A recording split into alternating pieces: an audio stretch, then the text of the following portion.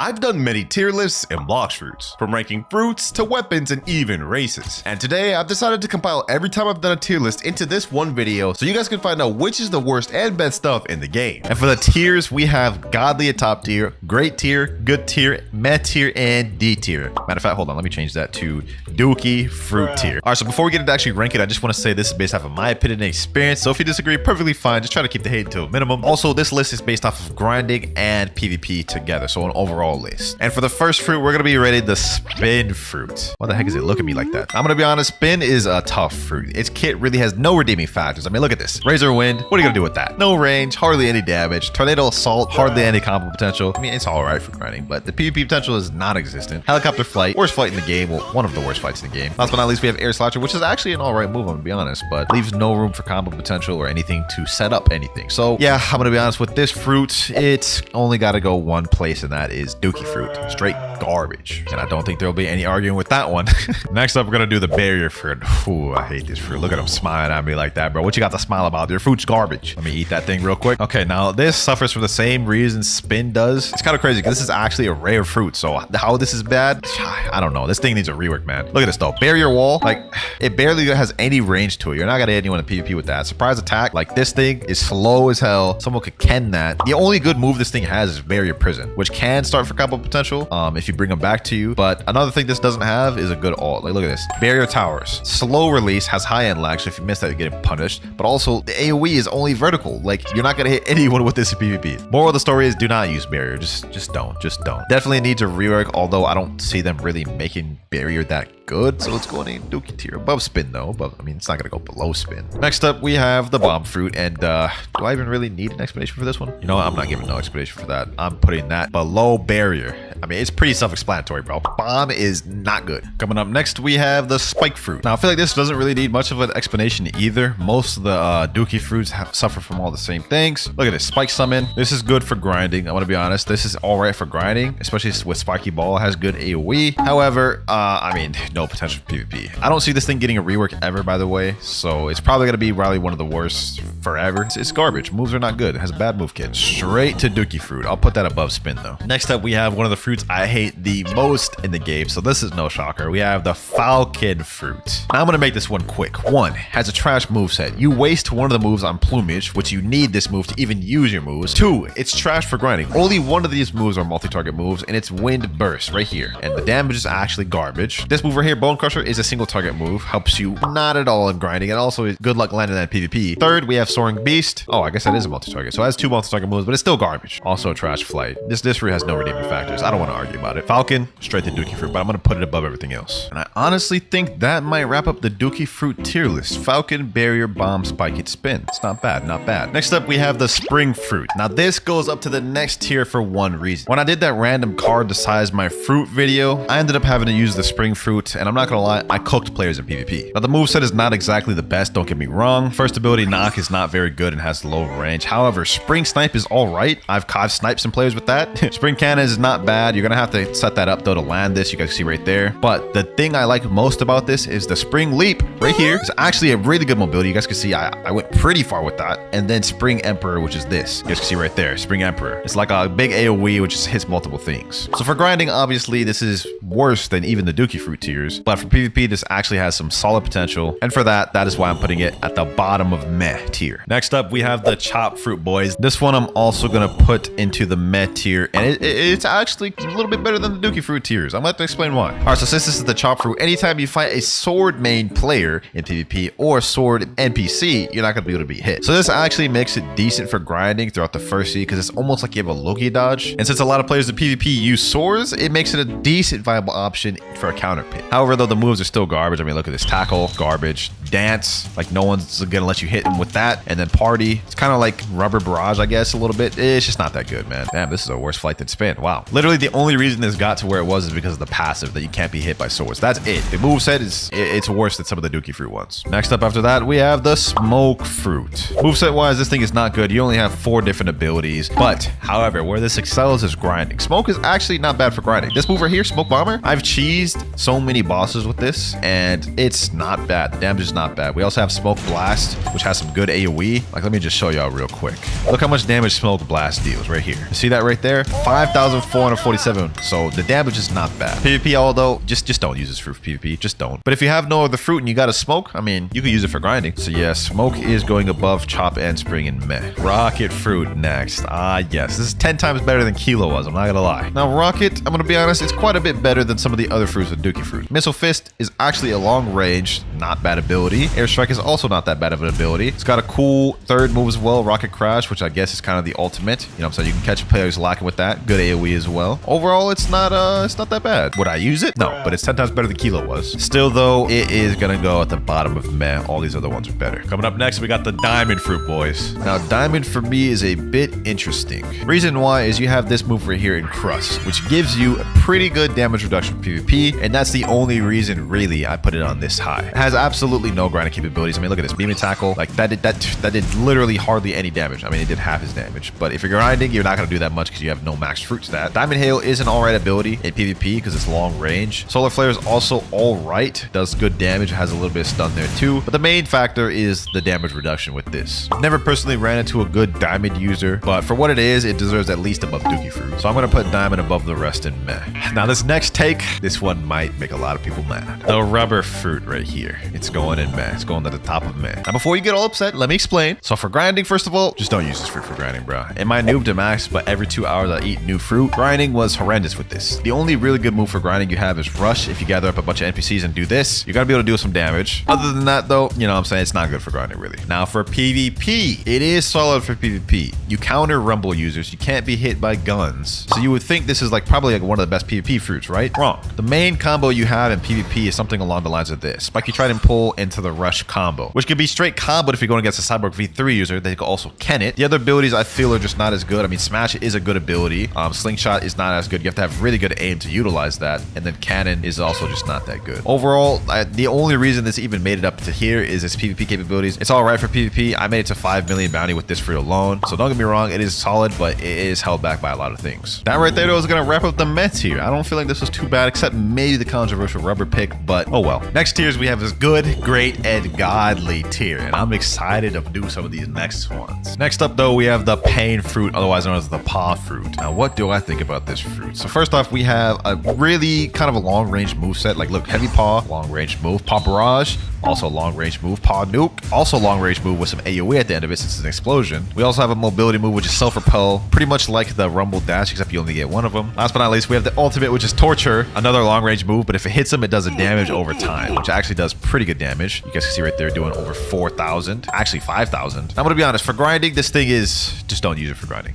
I do not recommend using this for grinding. I'm gonna be honest. PvP though, it is alright. It is alright. You can do combos like this where you do like spiky trident pull, boom, pop barrage, you know what I'm saying? A combo like that, and that's a good combo to use in PvP. I'm gonna be honest, with paw, it's gonna go at the bottom of good tier. Simply because it's pretty much getting elevated just because of its PvP capabilities. It is good for PvP, I'll give it that. Grinding, don't use this for grinding. Let's go with an interesting one next. The spirit fruit. Ooh-wee. Where to start with this one, man? Where to start with this one? All of these moves pretty much lead into a combo, except the Frostfire Grasp. Frostfire Grasp, it is a stun ability, but it has too much Enlight to combo off of it. However, you have this one right here, Wrath of Shu, which directly leads into the ultimate right here, which can lead into a Spiky Trident pull and a whole combo there. So it's got combo off of combos off of combos. You also get buffs. You guys see this little spirit bar right here. If you tap it while it's on the blue side, you get speed / health buffs, like so. You guys see right there. If you tap it on the red side, it summons monsters, which you deal damage, stun. This fruit honestly is top tier. It's one of the best for PvP in the game. If you sleep on it, I suggest you learn it because this fruit is busted, man. Now for a fruit like this, there's nowhere else it deserves to go other than godly, and it's gonna go to the top of godly tier. Like not the very best, but it's definitely top 3, and I will argue with any of y'all to that on the grade. Next up, we're gonna do the control fruit. Now control is an interesting case because it's not good for both grinding and it's also not good for PvP. For PvP to even use any moves, you have to activate this control area, which, you know, you're not able to use any abilities while you use that, so you're literally a sitting duck when you're trying to activate the room. The moves themselves are not that good. This is levitate. No one's gonna sit there and let you do that. Echo knife, you have to set something up to even get this to land. Same with the ultimate. No one's just gonna sit there and let you use this ultimate. So in terms of PvP, in order to actually do good with this, you have to run a very specific build because otherwise everything's gonna get Ken tricked. Other than that though, it's not good for grinding or PvP really. So for that, I gotta put control in good tier. I'm gonna put it below pain too because I feel like pain is a little more versatile. Definitely needs a rework, man. I can't wait till control gets a rework. Okay, next fruit we're gonna do though is the sand fruit cheeseburger. Now this one's actually pretty interesting. For grinding, it's not too bad. I made the moves right here. You have Desert Blade, a long range ability that comes up pretty quick. Hardly any end lag or startup. You do also have Logia, so they can't really hit you for a while, so that helps with grinding a little bit. PvP, the combos are good. Sand Coffin, everything revolves around Sand Coffin. You see right here, very high stun. And then you do Sandstorm, and then you do combos, whatever. So it's really good for PvP, decent for grinding, has Logia dodge. Honestly, it's not too bad. People be sleeping on Sand a lot, I ain't gonna lie. I'm gonna put this one at the top of good tier for now. It's not gonna be the best of good tier, but it's gonna be definitely like probably top 3 in good tier. What fruit should I do next? What fruit should I do next? I think the Sound Fruit is a good place to start. Now, the Sound Fruit is a recently released legendary fruit that honestly shocked us all. Very high damage, has a tempo meter right here that when it's full, you get faster,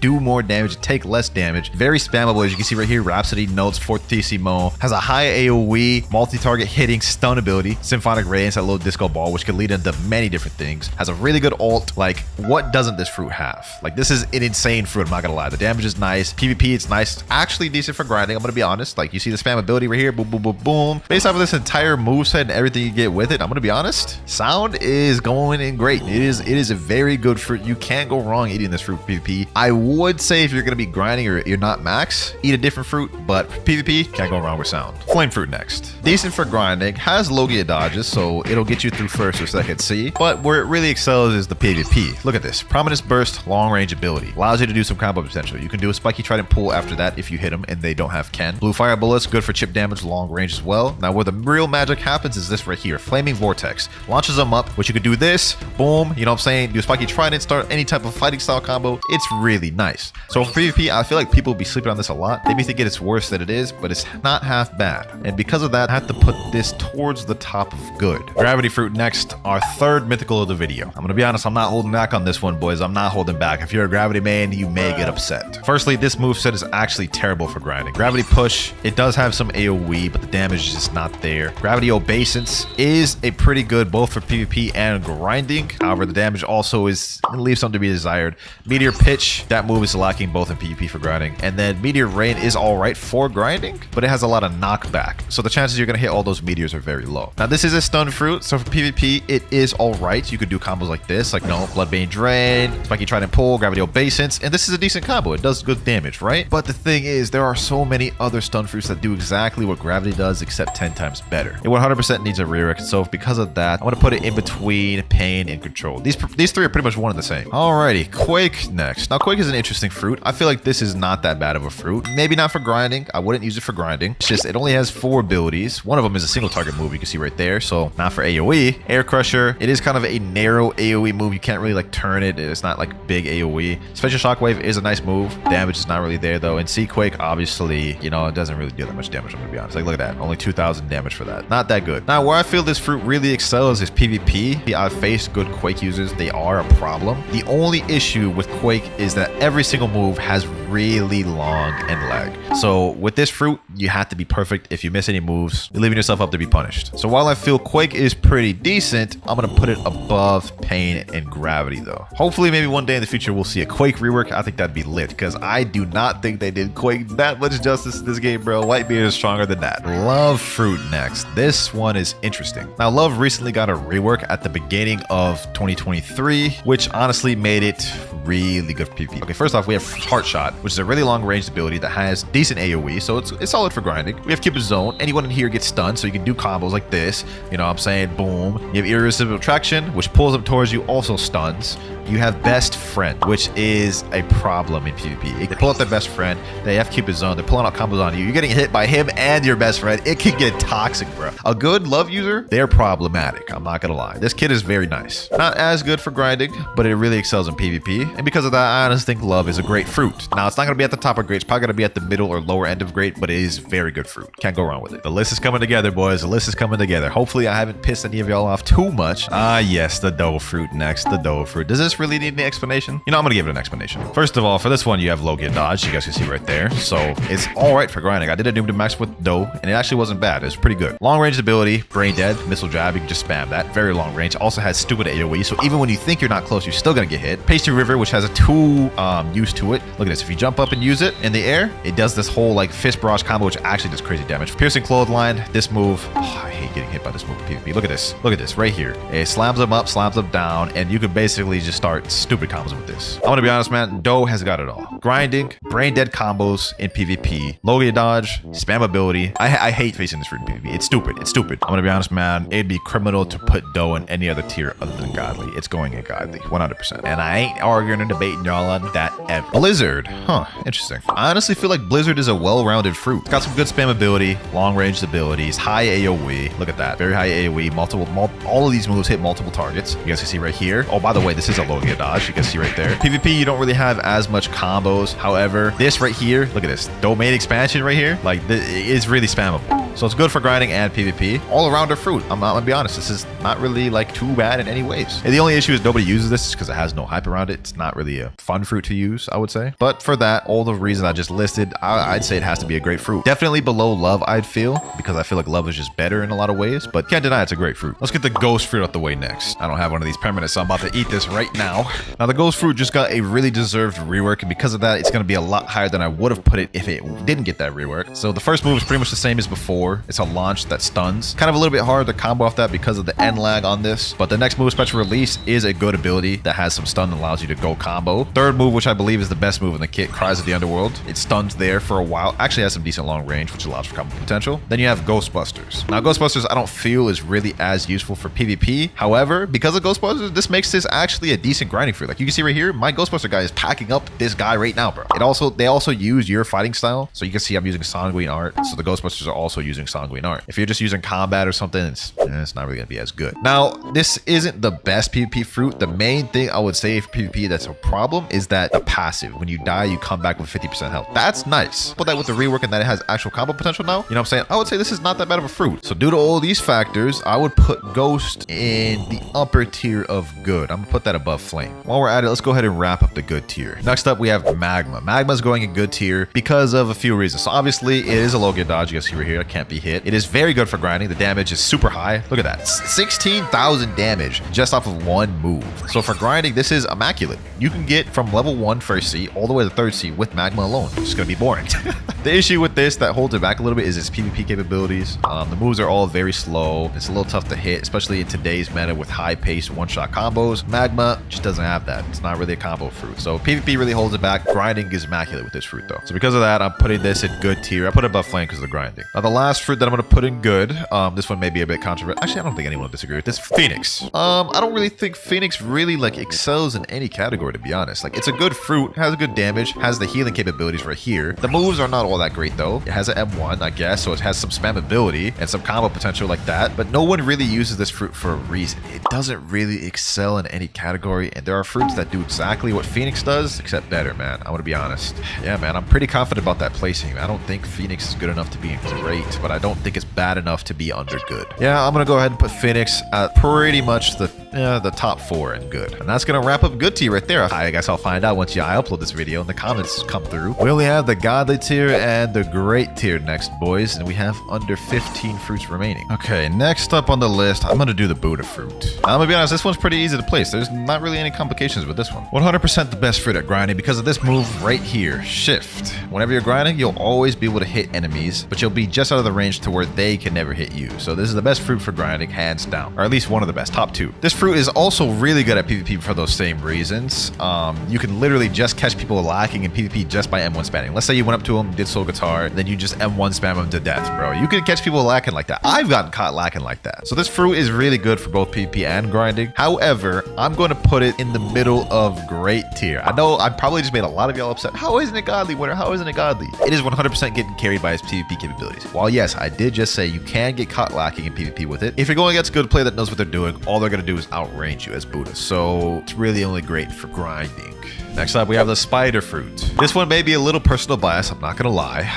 I personally think this one is underrated. You got high mobility right here, right? You got good damage dealing moves. You got long range move with Older Sniper. You could literally snipe someone across the map with that. You got good combos and easy combos. Well, look at this. Silk Prison, straight into Heavenly Punishment, and this deals insane damage. It's also not not too bad for grinding. I mean, like, it's not terrible for grinding. There's better fruits out there. I wouldn't use this for grinding, but for PvP, I think it's underrated. I really do. Like, hold on, let me just show you what I'm talking about real quick. Let me show you what I'm talking about real quick. All right, Slick Prison, boom, Heavenly Punishment, hit him there, still going, boom. Combo's not even done yet. Sanguine Art, get a whole entire Sanguine Art combo right there. If you have Cyber V3, bro, I'm convinced that's gonna kill 30 million body player right there. So because of that, I'm gonna put this at the bottom of great. Coming up next, we have the Shadow Fruit. Now this one I've never used personally, so I'm not gonna do a little move showcase. I don't use this for PvP. I know it's trash for grinding, but it does have insane one-shot combos. We're gonna put this in great, but we're gonna put this like kind of like in the middle of great. Next up, we have the Ice Fruit, boys. Those of you who not know this game, y'all know this one's getting placed high. So first off, this thing has low gear dodges. Okay, well, these NPCs have hockey, but it also has M1s, so it's actually not half bad for grinding. This can get you through first and second C pretty easily, especially if you have it awakened. Where it really excels is the PvP. Let me show y'all the most brain dead easy combo that even someone who just started playing the game can do. Okay, so you do Flash Step, Absolute Zero, right? Then you spam Unawakened C, right? Then you use Cold Storm, M1, M1, M1, M1. Then you do a whole little combo, whatever it is. And I guarantee you, bro, if you have Cyborg V3, that is killing even a 30 million bounty player. That is crazy. So yeah, Ice is easily like one of the better PvP fruits in the game. Right now, it's going under Sound in great. All right, now the Dark Fruit. The Dark Fruit and Ice are pretty much one and the same. They're both stun fruits. The only difference is Dark doesn't have as much good damage and it has better mobility. You guys can see right here, like that. Also, a benefit to Dark is that you can use their moves in air. So unlike Ice, you need to be on the ground to use Absolute Zero, which is why Ice isn't in Godly tier. Dark, it's a bit slower too, so if you use your moves and you miss, you get punished. I think both are pretty much one and the same a little bit. It's just Ice is slightly better than Dark. Dark is more versatile at the exchange for being slower. I'm honestly gonna put them right next to each other. You can make it really far in PvP with Dark. It's just the grinding is worse. And actually, now that I brought up the grinding, I'm gonna put this below Buddha just because of that, because the grinding with Dark is treacherous.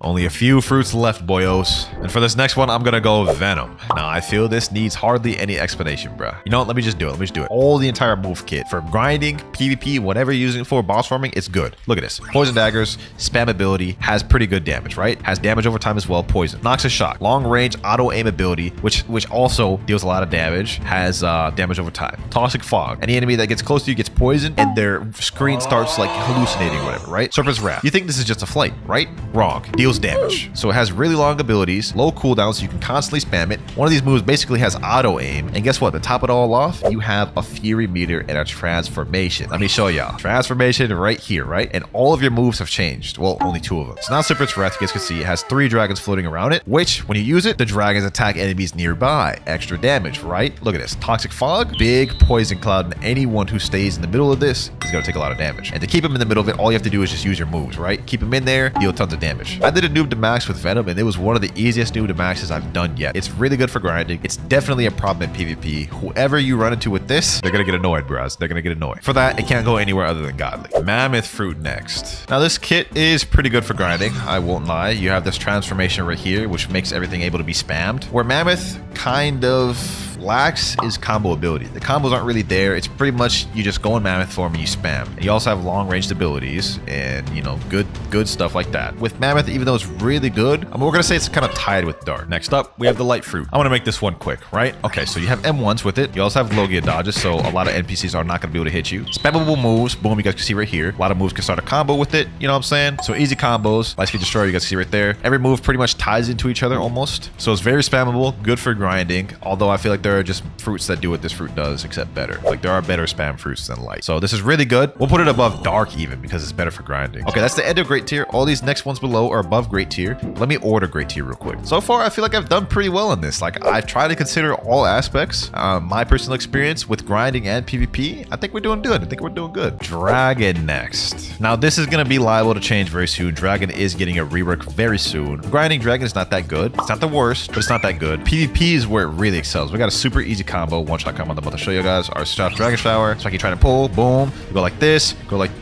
then you use God Human C, and then Heat Wave Beam. The only thing Dragon really suffers with is dealing with air campers. So if you deal with air campers, it's kind of tough, but then that's why you have this. You know what I'm saying? The Dragon form. So obviously Dragon is going in Godly tier, man. It's going in Godly tier above Venom, below Doe. I think that's a good place. All right, for these next two, they're pretty much going to be tied. We're going to put Portal under Spirit, and we're going to put Rumble under Portal. I'm going to be honest, Portal and Rumble are pretty much the same fruits. They're both stun-based fruits. They have slightly different nuances, but they both have very high mobility. They're both stun-based. They both combo a lot. Now, to be completely transparent, I think Spirit, Rumble, and Portal are probably the top 4 PvP fruits in the game. You're probably wondering what the 4th one is. We'll get into that later. Portal, you have the Portal V spamming loops, all that annoying stuff. Rumble, you have the Rumble X, the, you know, Thunderball destruction, all those stuns, high mobility with the dashes. Portal, you have the ability to escape any combos. So yeah, I'm gonna put those there. Next up, we have Leopard. People overrate Leopard a lot. It's a godly fruit, don't get me wrong. It's not as good as all these ones. I'm gonna put it below Doe, above Dragon. I know what y'all thinking. I'm sure I've made a lot of y'all upset right there, but think about it. You have the transformation mode, which you can spam a lot here, right? But as for one-shot combos, there ain't much with Leopard, are there? There are combos out there that one-shot, but I feel like they're not as good and they're like harder to do than what you could do with Spirit, Portal, Rumble, or Doe. So Leopard obviously is a godly fruit, no denying that. Just the spam alone can get you really far with Leopard, but I don't think is as good as these other 4 right here. Next up, we have the T-Rex fruit. I want to be honest, the kit on this one is pretty good. Long-range abilities, combo potential, especially with Predator Screech. You know what I'm saying? Boom. Start combos like this. You know what I'm saying? So it's really good for combos and stuff like that. Also decent for grinding because you have M1s and you also have a transformation. So this is 100% a godly fruit. No denying that. The damage is really high. Now, some people say this damage is even almost as high as Magma, but the difference between this and Magma is the combo potential is really nice. And I'm going to be honest, when you go in this transformation right here, it's deadly. So if you hit somebody, you see that icon above their head. If you run away from them, they take damage over time. So this is going to stop runners right in their tracks, boys. You also got some bird damage with this as well on top of the damage over time. I think it's a really good addition to the game. I really like it. I feel like T-Rex is honestly above Leopard, below Doe. In godly tier, all of these are pretty much around the same, just slight differences. Last but not least though, we have Kitsune, and this is no brainer. Kitsune is the best fruit in the game, man. I'm not even gonna go into detail why Kitsune is the best fruit in the game. If you've ran into a Kitsune or you've seen maybe some of the videos or some of the combos, you understand how brain dead Kitsune is, man. It is a problem to deal with. So yeah, that is our entire tier list completely finished right there. I honestly felt like I did a good job with this. I took a lot of time to think about the placements, and it all starts with the worst fruit in the game, Rocket. Now this fruit, you have 5 different abilities. First one being Missile Fist, second one being Airstrike, followed by Rocket Crash and Blast Off. And even though Rocket's one of the coolest common fruits in the game, it's not in One Piece at all. Because the closest ability to One Piece is by the user Baby5. She uses the Buki Buki Nomi. You guys can see kind of like a Missile Fist she's using right here. But honestly, it's really just a bit of a stretch. Like, that's not even close to this. So for our first fruit, Rocket, I've got to put it straight in no similarities tier. But next up, we got the Spin fruit. And as the name implies, everything revolves around spinning. Now in the game, this is very bad fruit. I mean, the range is just kind of really low. The damage is kind of mid. As you guys can see, it's a bit of a trend. I will say though, this helicopter flight looks pretty interesting. And in the anime, the user that uses it is named Buffalo. It's called the Guru Guru Nomi. As you can see, it's pretty accurate in terms of helicopter spin. But unfortunately, this is literally all we ever see him do in the anime. So despite the fact that spin's pretty accurate, like none of these abilities like happen in the anime. They really just freestyle with all of this, which they did a good job of doing. But despite that though, I'm not gonna lie, I'm still gonna put spin in accurate tier. They did a decent job for what they had to work with. But let's see if the blade fruit is accurate. This used to be the chop fruit and it recently got reworked to avoid copyright. So is it still similar? Now this fruit actually has a passive that makes it impervious to all sword attacks. If I try to get attacked by a sword user, I just simply deflect all of it. And as for abilities, we have an M1 right here. We have our next ability, Razor Cyclone, which kind of launches you forward. Blade Dance, which is a barrage ability. Saw Shredder, long range ability, and Turbine Flight, where you just use your hands to propel yourself forward. And of course, in the anime, the person that uses the chop fruit, which is what Blade Fruit's based off of, is of course Buggy the Clown. As you guys can see right here, however, looks literally nothing like what we saw in Blox fruits, with the only thing maybe being similar is when Buggy did this. He did his little chop barrage frenzy or whatever he wants to call it. This right here where he's just throwing himself, which I guess is kind of similar to this, but not really at all. It used to be closer. So sadly, now the Blade Fruit's gonna have to go straight in, not even close to here. I can't justify putting it any higher. Moving on up next though, we got the Spring fruit. Now with this fruit, all of the attacks are spring related based off of the name, and the first one looks like this. Spring Knock, kind of like you extend your arms a little bit. Spring Snipe, your legs become spring, propel yourself forward. Spring Cannon, kind of similar thing, except instead of springing yourself forward, you just jump up and down. Yeah, this fruit's pretty bad. But next up, we got Spring Leap, just launches you forward. And last but not least, the ultimate, Spring Emperor. Yeah, you just go crazy with springs. Overall, pretty bad ability on Blox fruits, but that stands true to One Piece as well. Because in the anime, Spring Fruit is used by none other than Bellamy. And as you guys can see right here, he just did Spring Leap, Spring Tackle. Like, this is super accurate from what I'm seeing so far. But trust me, it gets even better. Because right here, we can see he's doing Spring Emperor, It's literally super accurate to the game. Like, look, this is how it looks right there. And then another look at it right here, looks exactly the same. And if you can't see the similarities, you might need to get your eyes checked. But me personally, man, this is gonna be our first of the video, but I've got to put spring fruit all the way in copyright tier. This is like stupid close. And because of that comment I just made, I wouldn't be surprised if we got a spring rework anytime soon. But up next, we've got the bomb fruit. Bomb fruit's pretty decent in this game. We have a long range ability targeted bomb where you kind of just shoot a bomb where you target this, literally like the name implies. Next up, we got bomb grab where you kind of lunge at someone, grab them and explode them. Landmines where you just set mines on the floor and whoever steps on these will get exploded. Explosive jump where you propel yourself forward. This is how that looks. And last but not least, self-destruct. The more you hold this, the more damage you deal until it's a big explosion, which does stupid amounts of damage. But how accurate is it to the anime? I'd say pretty decent. Now, the user of the bomb fruit in One Piece is a guy named Mr. 5. And as you guys can see right here, he just used targeted bomb. He literally flicked his booger at this guy and exploded targeted bomb. Unfortunately, though, this guy, Mr. 5, does not get much screen time, so we don't really get to see many of his abilities. Most of it is just that booger flick, which is kind of disgusting. But one other thing we do get to see him use is kind of like a landmine ability. You see, he puts that little mine down there and explodes Vivi. We also get to see explosive grab right here, and that's about it. Because he didn't get much screen time, we didn't get to see him do anything like explosive jump or self-destruct. So yeah, Blox Fruit's kind of just freestyled for that. Despite that though, I honestly think they did a pretty good job of doing it based off the anime, so this is gonna go straight in accurate tier, actually above spin. Almost done with the common fruits, we have two more. Next up, we have the smoke fruit. This one, we got a lot of smoke-based abilities. First one being smoke slam, which is a nice little slam down. Smoke blast, a long-range smoke attack, which is actually a barrage. Smoke liberation, kind of like that. And then smoke bomber, where you kind of fly up and just throw smoke bombs down. One of my favorite common fruits in the game. And as for the anime, the smoke fruit is used by a guy named Smoker in One Piece. Kind of an interesting name, I'm not gonna lie, but he is absolute dookie. Like, he does not do much in One Piece. That said though, you guys can see this is fairly accurate. Like, just for example, we got smoke blast right there. This right here could kind of be like smoke liberation, low-key. And of course, we got smoke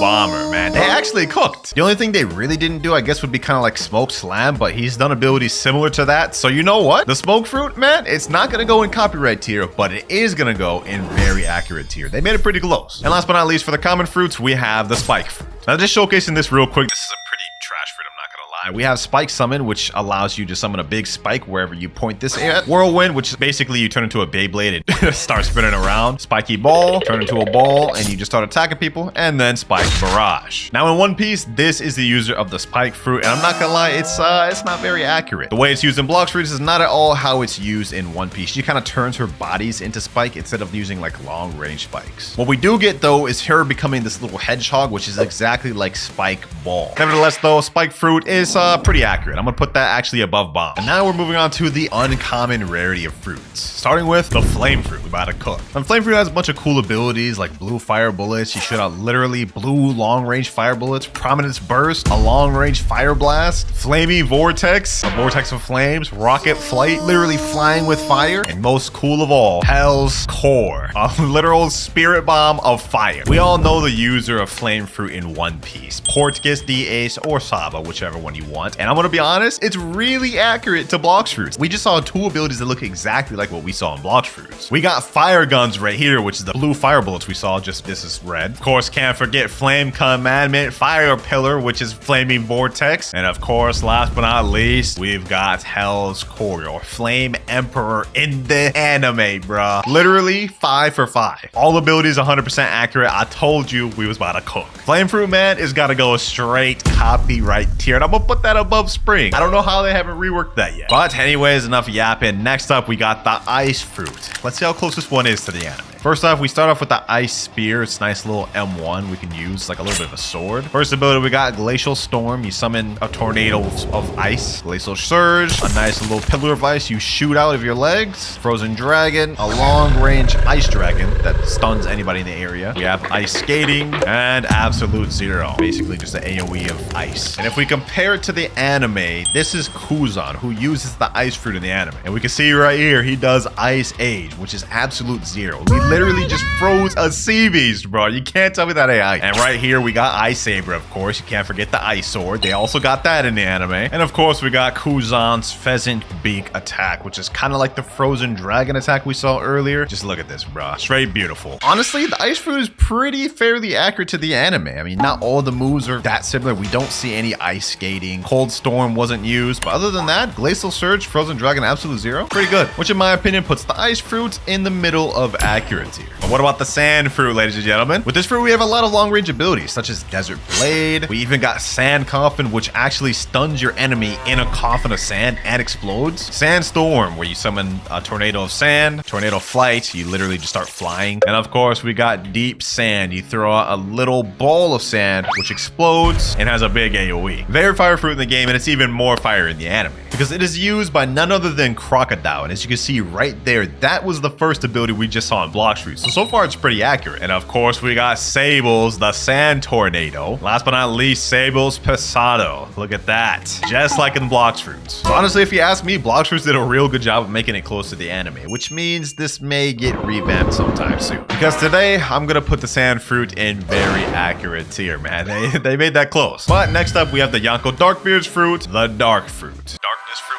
whatever you want to call it. This fruit's actually very good in the game, primarily being good for PvP rather than grinding, and we have different abilities such as Dark Rocks, a long-range rock attack, or dark attack, Abyssal Darkness, where you suck the enemy in, pause, and then kind of explode. Endless Hole, you do a little black hole at the bottom that slows them. Ghastly Step, you teleport for some reason, I don't know why that's there. But last but not least, we have World of Darkness, a dark spirit bomb, which you can throw down and explode. Now for the anime, I just want to say this man, Darkbeard, is a straight menace. Like, you do not want to mess around with this guy. But as for accuracy to Blox Fruits, we can see that was World of Darkness right there pretty much. This could kind of be considered like the black hole ability. Yeah, that's exactly what it is, black hole. And we even got the ability where he just pulls Ace in. Like, Ace isn't even close right now, and he just sucks that boy in. Pause once again. Overall, Blox Fruits' Dark is actually very accurate to the anime, although I don't know where they got Ghastly Step from. That man never did that. Hey, I'm actually gonna put the Dark Fruit in copyright tier. That's scarily accurate. Might be time to rework a Blox Fruits the way you guys have been avoiding copyright. Speaking about avoiding copyright, we actually have one of the most recently reworked fruits in the game, the Eagle Fruit. This fruit obviously gives you the powers of an eagle, and we have multiple different things from M1s that you can hold and use that explode feathers, Wind Burst, Feather Storm, which is a barrage, Bone Crusher, and Soaring Talon. Basically the same thing. You just lunge forward and explode them. Now in the anime, this fruit's actually called Falcon, and it's used by a guy named Pell. And I'm gonna be honest, it's not very accurate. Like, we can see he's transformed into an eagle right now, or a falcon, but the actual abilities he uses throughout the anime are not at all close to what we have at the Eagle Fruit. With the only move being maybe close to Blox Fruits is what he does right here. He kind of uses like a Wind Burst with feather attacks, and that's literally the only attack we ever really saw him use in One Piece. Which means the reworked Eagle Fruit has to go straight in the no similarities tier list. Which means this rework did justice if they were trying to avoid copyright, because now it doesn't even look like it at all. And now we have the last of the uncommon fruits, Diamond. Diamonds are interesting because we have a transformation, which you guys can see kind of turns us into like the Ben 10 diamond form, but this also doubles down as a move instead of just a transformation. We use it and it explodes. We also have an M1. Next up, we have Shard Storm, which is a long range kind of diamond attack. Shimmering Disruption, a close range attack that stuns and blinds the enemies, and Prismatic Reflection, which kind of reminds me of like Haku's ability from Naruto. It's just a bunch of mirrors reflecting an attack. Honestly, pretty OP. Now in the anime, this fruit is used by a guy named Jozu. They call him Diamond Jozu. That's his nickname. Get it? Because he has the diamond fruit. Anyways, he doesn't really get much screen time during the entire anime other than Marineford arc. But you guys can see right here, this is kind of like the Encrust ability. So this is him activating the fruit. But the actual abilities he uses, I don't remember them being close to what we have in Blox Fruits. So sadly, we don't see him do none of this or this. But technically, we do see him do this. Which I guess there's some similarity because of the Encrust and then the M1 punch. We could justify putting this in not even close tier, because there is a little bit of similarities, but not much. Moving on to fruit number 14, we have the Light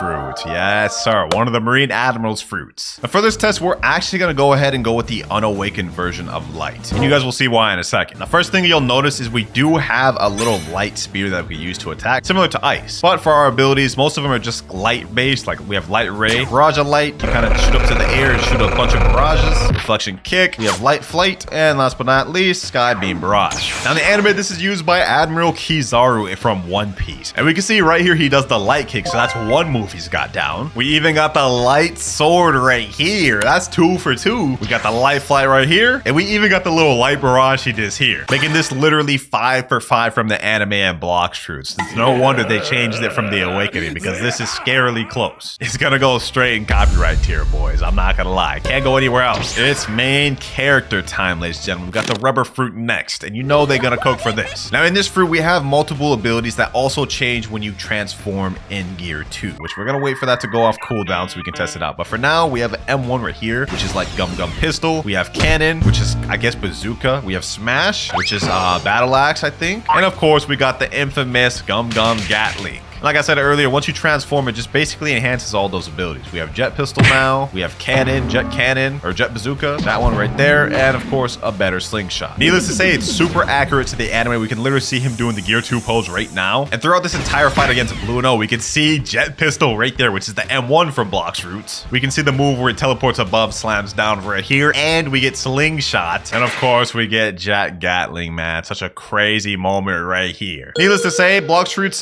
Gear 2 is very accurate to the anime. In fact, it's 100% accuracy. Rubber fruit goes in copyright tier. But moving on from rubber, we've got the ghost fruit next. Second to last rare. Now this fruit just got completely revamped almost 2 years ago now, and the abilities look honestly a lot different than they used to. First off, we got Shivering the Possession. Next up, we have Wandering Soul, where you're kind of just flying. We got Spectral Release, Surprising on the World, and then we got Ghostbusters. You summon 3 clones of yourself, which do the exact same attacks as you do, except they're very weak. Now in the anime, the ghost fruit is used by none other than Brook. But I'm not gonna lie, Brook does not use his devil fruit that much. Most of the time he fights with his Soul King. And honestly, when I think about it, there's not really any abilities Brook uses that are similar to the moveset we have with Ghost. So sadly, Ghost Fruit has to go in No Simulators tier. One more rare left, and that is Magma Fruit. We're gonna showcase this one very quickly because you guys are gonna see we won't even need to show most of the moves. First off, we got Magma Shower, literal fist of barrage of magma fists. Great Magma Hound. We have Beast Ride, which you literally start riding one of the magma fists. And Volcanic Storm, a massive magma fist that explodes into a bunch of other mini magma fists. And when you compare it to the anime counterpart, you can really see that in terms of accuracy, it's pretty down packed. Look, this is Akainu, the user of magma. He's super deadly in the anime, and literally this is what he does. He literally just throws out big magma fists or magma based attacks. It is 100% accurate to the anime as it should be. Magma should really be no other way. So for that, it's gonna go straight in copyright tier. And that marks the last fruit of the rares. We only have 2 more tiers left, legendary and mythic. And it's fitting that we just got done with the Akainu because now we're gonna have to move up to Whitebeard. Moving on to the Quake fruit. Quake's got some very simple abilities. Fatal Demolisher, you pull someone in and knock them away. We got Air Crusher, you literally just throw a big wave of Quake, Spatial Shock Wave, and then now we have what Quake is known most for. It's literal specialty and flagship move, Sea Quake. You summon literal waves from the sea by how much you quake the earth. Let's be honest, you guys all know who Whitebeard is, even if you're not a One Piece fan. We can see that this is fairly accurate. He's doing the Sea Quake right here, literally punching the air and then summoning great tidal waves, which gets frozen by Kuzan. But that's besides the point. Every move we see him do in the anime is exactly what we see in Blox Roots. He literally pulls this guy in and slams his face in, just like Fatal Demolisher. And we even got the Air Crusher right now, where he just throws out a wave of just shock and quake. Let's just say Blox Roots understood the assignment when it came to the Quake fruit. That's all I have to say on that one. 2 in a row. Dang, I feel like I'm giving out a lot of copyright tiers, but they did Quake justice, bro. Let's go with a copyright tier. Will this continue though? Next up, we have the Buddha fruit. We all know what the Buddha fruit's known for. This right here, the transformation that turns you into a Buddha. Nobody really even uses all the abilities for this. I mean, we have like an ability called Heavenly Impact, Light of Annihilation, which is actually surprisingly long range attack, Retribution Dash, where you kind of grab people, and of course, Twilight of the Gods. Honestly, looks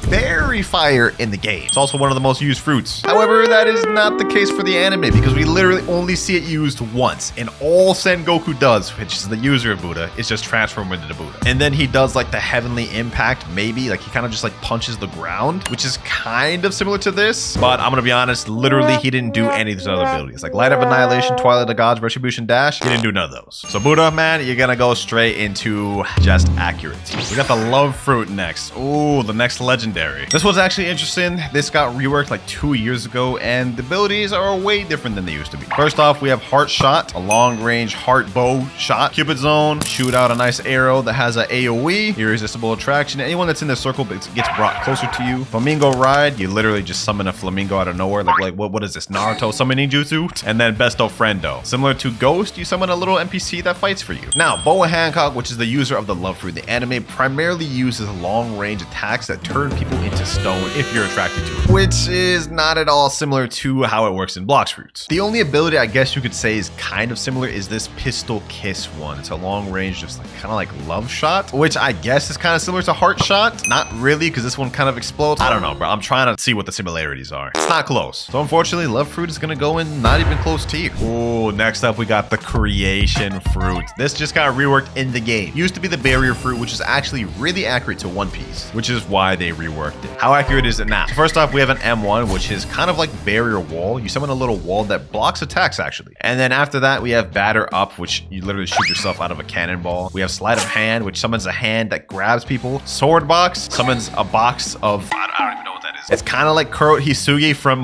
Bleach. And last but not least, we got Magic City, which summons a bunch of barrier towers. And then we got Fortifier, which you literally just start building stairs. Which when compared to the anime, which is used by Bartolomeo, it's not similar at all. Now, while yes, Bartolomeo does have some similarities to the creation fruit, being this barrier wall right here, which is kind of similar to the M1. And he also does possess the ability to create stairs out of thin air, but that is where all the similarities end. None of the other abilities he uses throughout the anime are in Blox fruits. We gotta put it in not even close tier, but I will put it at the top just because of the walls and stairs. Next up, we have the spider fruit. Now with this one, we get a good range of abilities like thermal laceration, silk prison, overheated sniper, which is a long range attack, spider highway, where we kind of just use webs to fly around like I'm Spider-Man or something. And of course, we get heavenly punishment. And as for the anime counterparts, if it's accurate or not, well, you guys can see for the first ability, he is doing the spider flight, except the strings are kind of invisible, but it's there. We also have the long range snipe, which is overheat. I must say, this ability is crazy. Look, he literally just sniped like hundreds of miles away from him at a city. Of course, we got spider web 2, which is the web-like ability we saw earlier. And of course, we got the god thread ability, which is the ultimate of spider, which looks very similar to what we saw in Blox fruits. Look at this, exactly the same, making spider in the very accurate tier. I'm actually gonna put it at the top of all these. Must say, the Blox fruits team, they cook with spider. Although it may be time for a rework coming up soon. Who knows? Hopefully we can get one. Next up, we got the sound fruit in Blox fruits. And this one's actually an interesting one. Now, if we look at the abilities of the sound fruit, we can see it's music based. And we even have something called a tempo meter, which the more we use our moves and attacks that hit, we get actually a boost. You guys can see once we use tempo prestissimo, the meter goes up. And once it gets full, it turns yellow and we get a nice little sound boost, which makes us faster and deal more damage. We have a nice range of abilities like symphonic radiance, a disco ball that shoots and hits anybody in the nearby area, and glorious harmony, a big AoE, which looks really nice. Now, the interesting thing about this fruit is it's not based on any power in One Piece. If we look through the wiki of the sound fruit, specifically on the trivia part, we can see right here it says sound fruit is the first fan-made fruit to be added to the game, and it was a concept created by a guy named Aqua 4G. Now, some people have speculated that this fruit is actually based off of Yuta's fruit from the film Red movie of One Piece, but the Blox fruits devs themselves claim this is not true. And to be honest, when you look at her ability and how it's used in the anime, it really is not similar to what it is in Blox fruits. So yeah, sound fruit is gonna go in the no similarities tier. And with sound fruit out the way, we move on to the phoenix fruit. Now, just to make this quick, we're gonna go ahead and go in our final transformation state, because this is what people care most about, the phoenix, and look at the abilities. First off, we have an M1, which lunges you forward in attacks. We have cremation cannon, which is a bunch of flames, 3 to be exact. We have swift flight, which is a nice flight that dashes you forward. Regeneration flames, and of course we got flaming exodus, which you grab forward someone, but when you grab them, you shoot up, then slam down. In the anime, of course, the main user of Phoenix is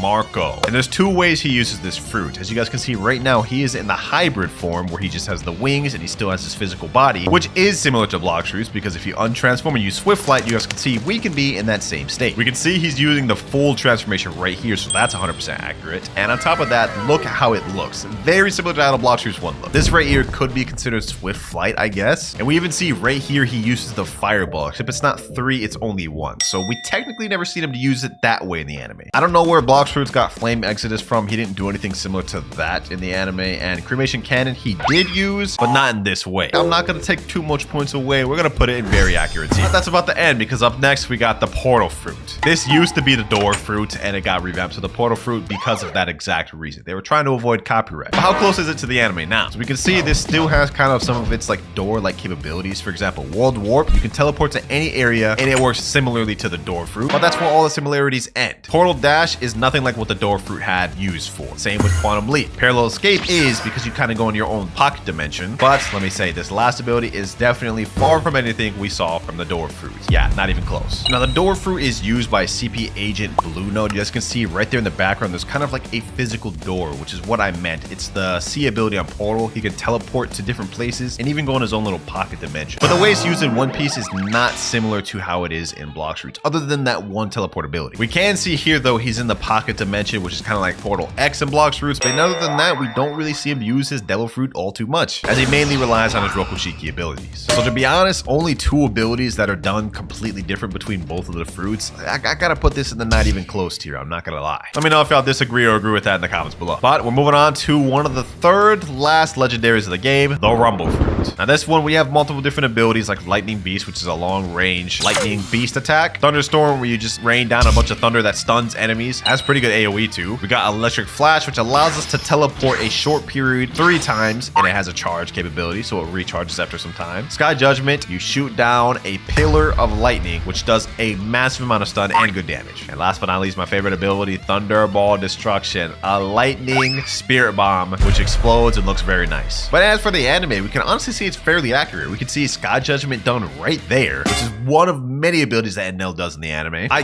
guess we could say this ability here is kind of similar to Lightning Beast, but not really. We don't really see him use Lightning Beast in the anime. Obviously, he does Raigo, which is the Thunderball Destruction here. And we also have him do this cool little transformation. He calls it Amaru. Why did we get that in Blox Fruits? Honestly, now that I'm thinking about it, it's not that accurate. We don't see him do anything similar to Lightning Beast, unless we're kind of that team is Lightning Beast. We don't see him do anything like Thunderstorm, and we definitely don't see him do anything like Electric Flash. So really, the only two abilities we see him do is Sky Judgment and Thunderball Destruction. That said, I'm still gonna give the Rumble Fruit accurate tier because they still got the general gist of what Anel did. They just changed it up a little bit. Pain Fruit next. First up, we have Heavy Pain, which summons a paw ability that goes through enemies. We have Paw Barrage. We have Pain Nuke, which just summons a big paw and explodes. Self Repel, which is a teleport ability, which allows you just teleport forward. And we have Torture, which summons a pink paw that does damage over time to an enemy. Kind of like poison damage. Just look at this, bro. First off, we have the teleport right there. We have the little paw, like the shooting paw right there. We got Paw Barrage, which literally looks 1-to-1 the same. We got Paw Nuke right here. Literally same animation, same looks, and even the way the move functions is exactly the same in the anime. Look at this. He throws it out and it explodes. And yes, even the pink paw. 100% of the moves are accurate to the anime, ladies and gentlemen. Kind of crazy. This is gonna go straight to the top of copyright tier because there's nothing they need to add. They've got it down 100%. And now we get to the last of the legendary fruits, which is the Blizzard Fruit. This fruit is kind of similar to Ice, except it focuses less on trying to freeze people and more on just bombarding people with big effects. Look at this. Snowflake Shuriken, Whiteout, you summon a tornado of Blizzard. Howling Wind, same thing, except it's more in one place instead of moving. We have Tornado Flight, which is the same thing. Yeah, 3 moves that literally look the same. And then we have Blizzard Domain, which is basically the same thing, except just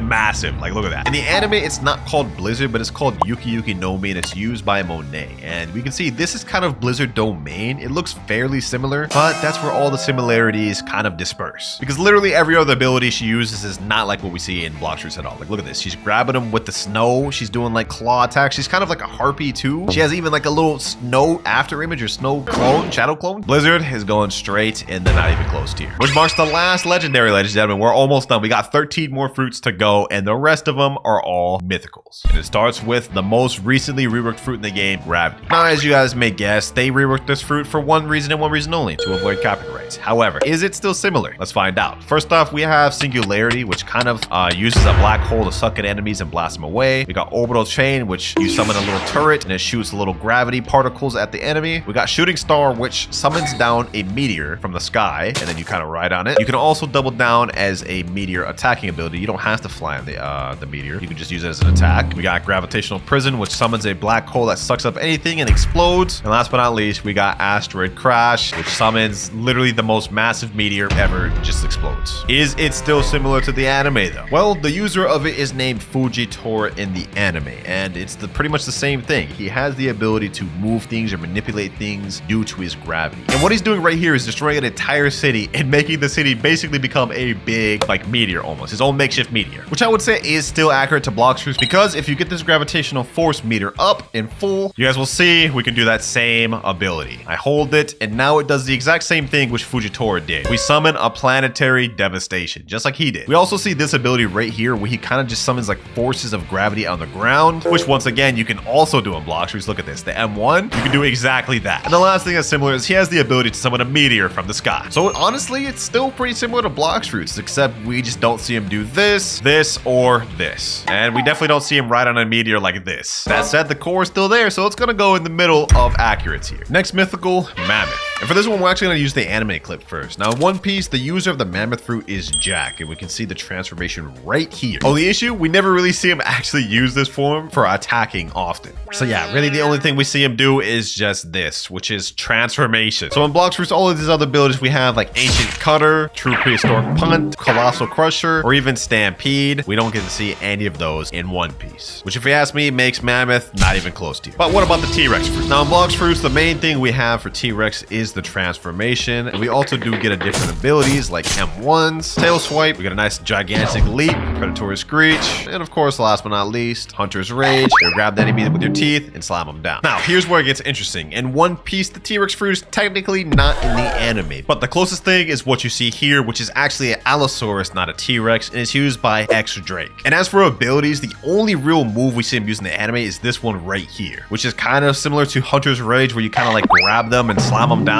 Other than that, though, literally none of these other abilities were shown in the anime. So T-Rex, just like Mammoth, is gonna go not even close to you. Next up, we got the Dough fruit. The Dough actually has a ton of different abilities, so we're just gonna zoom through it. First off, we got Missile Jab, which is a nice like fist of dough that explodes, which if we look at the anime, he kind of does exactly that. We also got Scorching Donut and Piercing Clothesline, which you guys can see. Swings them around town, slams them up. Katakuri does both of these things in the anime, literally the Swinging Donut, and we have the Chestnut, or not Chestnut, I forgot what it's even called. Piercing Clothesline, Buzz Cut, that's what it's called. And last but not least, we got Dough Fist Fusillade, ladies and gentlemen, which Katakuri very clearly does right here. I mean, this is basically the same thing. The only thing we don't really see Katakuri use is either forms of Pastry River. Like, we don't really see him use this, I don't think. But overall, Dough, it's kind of going very accurate here. Next up, Shadow, and we're gonna zoom through this one, and you guys will see why. Now, with the Shadow Fruit, we have a bunch of unique abilities like Umbrage, where you kind of go in the air and kind of like Smoke Bomber from earlier. Somber Rebellion, you kind of shoot forward and attack the enemy with a barrage. Shade Nest, a long range ability, which hits the enemy. Nightmare Leech, you kind of suck up the enemy and take their health. Last but not least, we have Corvus Torment. You kind of explode yourself and keeps the enemy stunned in there for very long. Shadow, however, in Blox Fruits is not at all how it works in One Piece. Gecko Moria, who is the user of the Shadow Fruit in One Piece, his primary ability is to steal shadows away from people and create zombies using their shadows. And he also has a bunch of other different abilities, but none of what we see in Blox Fruits is actually portrayed in the anime. So yeah, this is gonna go in the no similarities tier. It's not even close at all. But maybe the Venom Fruit will be. Now we're just gonna go ahead and go in the transformation state. This is what the Venom transformation looks like. And we get a bunch of different abilities like Poison Daggers, Noxic Fog, basically the same thing except does more damage. Toxic Fog, which is a massive AoE of smoke. And last but not least, Serpent's Wrath. And now for the anime.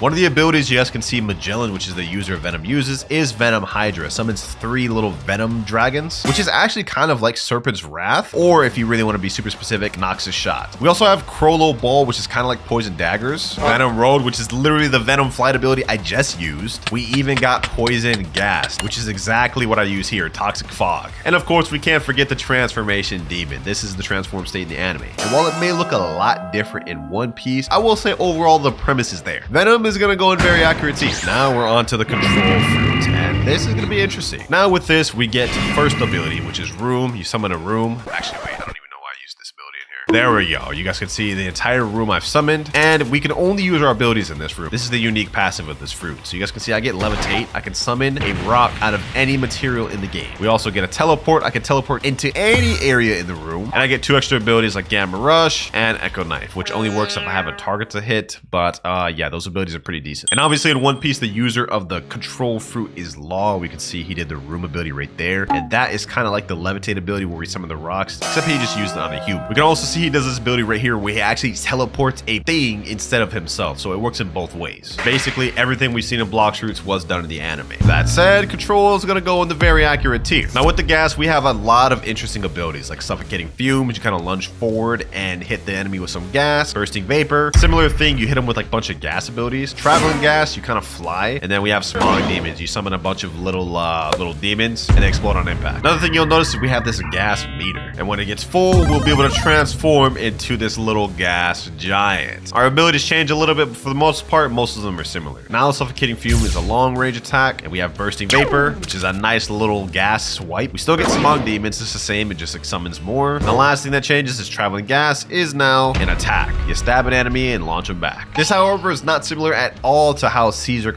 uses gas in One Piece. He focuses on primarily like invisible type moves and some longer range type moves like gas robe right here, which we don't see in Blox Fruits. He even has this ability to summon little goops of poison gas, which I guess is kind of similar to smog demons, but not really, let's be real. The only real thing we could say is like super similar to Blox Fruits is Caesar does do this kind of like transform gas state like this, which is a similar premise to what we see here, but it's just not executed at all the same. So yeah, there's just no similarities. I'm gonna put it in not even close tier. And with that, we move on to the spirit fruit. We actually get a bunch of unique powers with this one, such as the ability to summon little homies like this. We just summoned a little tree, and we can also summon a nice other tree. Oh wait, this is a mushroom. This is the tree, and I think there's a frog one, but it just spawned a mushroom. You guys get the point. Now our actual abilities, you guys can see we have a fire devil on this side and an ice devil on this side, and some of our abilities correlate with that. Frostfire Grass, we summon the ice ability and come out and freeze. Wrath of Ra, we shoot the fire ability and it does a nice fire attack. Sky Ruler, we ride on one of them and we basically just fly. Wrath of Shu, the ice one once again. End of Times, we combine both of them into a nice beamed attack, which when we compare her abilities to the anime, it's kind of similar. We can see here Big Mom using the ability to summon life and just create homies. Like she turns this umbrella to just a monster. We can also see Big Mom riding on Prometheus Cloud right here, which I mean, doesn't look exactly the same, but it's pretty similar. And the last thing we kind of see Big Mom use that's similar to Blox Fruits is where she combines all of her souls right here into one just like combined beam. She calls it Macer Cannon. Overall, Blox Fruits did a pretty good job of making it similar to One Piece. I'm gonna put this in the accurate tier. It's gonna go towards the top too. Now with the leopard fruit, we have a bunch of different abilities. One of them being Finger Revolver, a barrage of just like Rokushiki attacks, which we see very clearly being done right here. He uses that against Luffy. Up next, we got Body Flicker, which is kind of like a teleport, and then After Image Assault, kind of like the same thing, I guess, which we can see Ron Lucci doing something kind of like that right here. It's called Soru. Next up, we got Spiraling Kick, which is a nice long range attack, which explodes at the end, which looks exactly like this. It's called Tempest Kick in the anime. Only difference is this one glows blue. And of course, we got the hybrid leopard form in One Piece. This is Rob Lucci's most infamous form that he used to fight off against Luffy, which we see is very accurately done in Blox Fruits. What more is there to say, man? Leopard fruit has got to go in straight copyright tier. And next up, we get to the Yeti fruit in Blox Fruits, which is interesting because this fruit literally was completely fan-made. Even earlier with the sound fruit, you could argue that this was inspired from Yuta's fruit, and I think it was in some way. But the Yeti fruit, it's not inspired by nothing. So yeah, this thing right here, completely made by Blox Fruits, so it's got to go in no similarities, of course. Second to last fruit in the game, we have Kitsune, which is another interesting fruit because just like Yeti, this is completely fan-made. All these abilities you see right here, Accursed Enchantment, Tales of Burning Agony, Foxfire Disruption, even Wild Assault, completely fan-made and is not based off of One Piece. All but one thing. Kitsune has a Tails mechanic, as you can see right here. And once you get to full Tails, you're able to transform into this. This is the transformed Kitsune form, which a ton of fans of One Piece have speculated is similar to the transformation state of Yamato. This is what it looks like right here, but watch when she's running. Specifically right here, this hybrid form that she uses, or I think this is the full form, there's a little bit of similarity there, but I don't think it's similar enough to say that this was referenced from that. So Kitsune has to go in no similarities tier, which leaves one fruit left, the dragon fruit. And for this one, we're actually going to showcase Dragon East. Full transformation ready, let's get into it. Now with Dragon East, once you you transform, we have a nice little snake-like looking or eel-like looking dragon, which we can see Kaido does in the anime. And honestly, this looks pretty similar to what we see on Blox fruits. And first off, we have this little fire breath ability. We shoot fire from our mouth, which Kaido does right here. We also get this ability called Heat Wave Cannon. It's kind of similar. It's just more of a beam, fire beam. Kaido very clearly does that here. Now, this next ability, which is Infernal Pincer, is one of them that you could technically say isn't from the anime, but we'll see in a sec. When Kaido does it in the anime, it's called Tatsumaki Kaifu. He kind of just like starts spinning around, which is what you see here. Honestly, if you ask me, this is accurate. And other than that, the only two abilities Kaido didn't really do is Draconic Soar and this move right here, Scorching Downfall. Which honestly, if you ask me, even though these two abilities weren't in the anime, this is still honestly pretty close. So the last fruit dragon is gonna go in the very accurate tier. And that is all 41 fruits in the game ranked based off the anime. Now I already know there's gonna be a lot of people referencing that a ton of the Blox fruits abilities actually came from that One Piece game. I forget what it was called, like Pirate Warriors, but I mainly just wanted to compare it to the anime.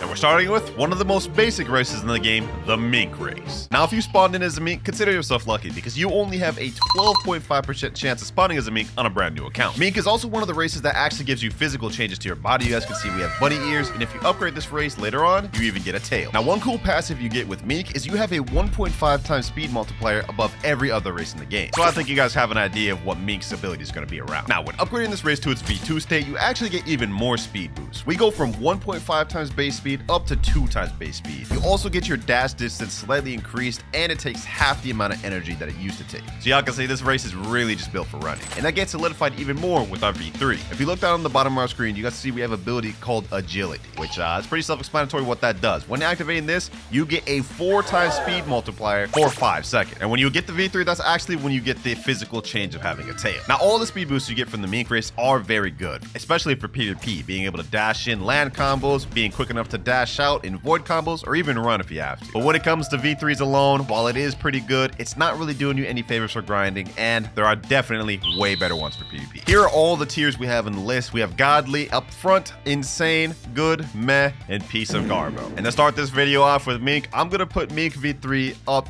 in the good tier. Mink mains, don't come at me. But up next, we have one of the most boring races in the game, the human race. This one you have a 62.5% chance of spawning with on a brand new account. So yeah, it's the easiest race to obtain in the game. It also has no physical changes no matter what you have, V3 or V4, no physical changes whatsoever. And on top of that, you get no passive boosts or buffs in V1 base. But the question is human V2 and V3 good? Now for human V2, you actually get a few good things. First one being doubled flash step distance. Here's the maximum flash step distance of a normal race, and if you go with human, you can see it's double the length, a lot further. Flash step cooldown is also decreased to 10 seconds instead of 15 seconds, so you guys can see we get it a lot quicker than other races. And on top of that, human V2s actually get an extra boost by having more Ken dodges than any other race. You can see down here we have 9 out of 9 Ken dodges. Every other race in the game has 8 by default. This, in my opinion, makes human V2 one of the best V2s to obtain in the game. But is that true for V3? Looking down below, you guys can see we have an ability called Last Resort, and this is what it looks like when you activate it. Now what this does is basically makes you deal more damage the lower health you are. To give you guys a quick example, this is how much damage I do by an M1 in base, 2,611. Now, if I let myself get really low by this NPC here, now we are well under half health, so let me activate V3 again, and my M1s do 3,198, a significant boost in damage. And that wasn't even the maximum you can go. For V3, you get a maximum of 52.25% damage boost, but you have to be less than 20% health to even get that high. Which, if you ask me, is kind of mid. I don't want to have to be damn near dead to be able to do more damage. So for that reason, I'm sorry, man, but human V3 has gotta go in Piece of Garbo tier, man. It's just not that good. But while human V3 may have been trash, I promise you this next race isn't. Now this next race is actually one of the 3 races you can obtain by doing a quest line. And if you go to a haunted ship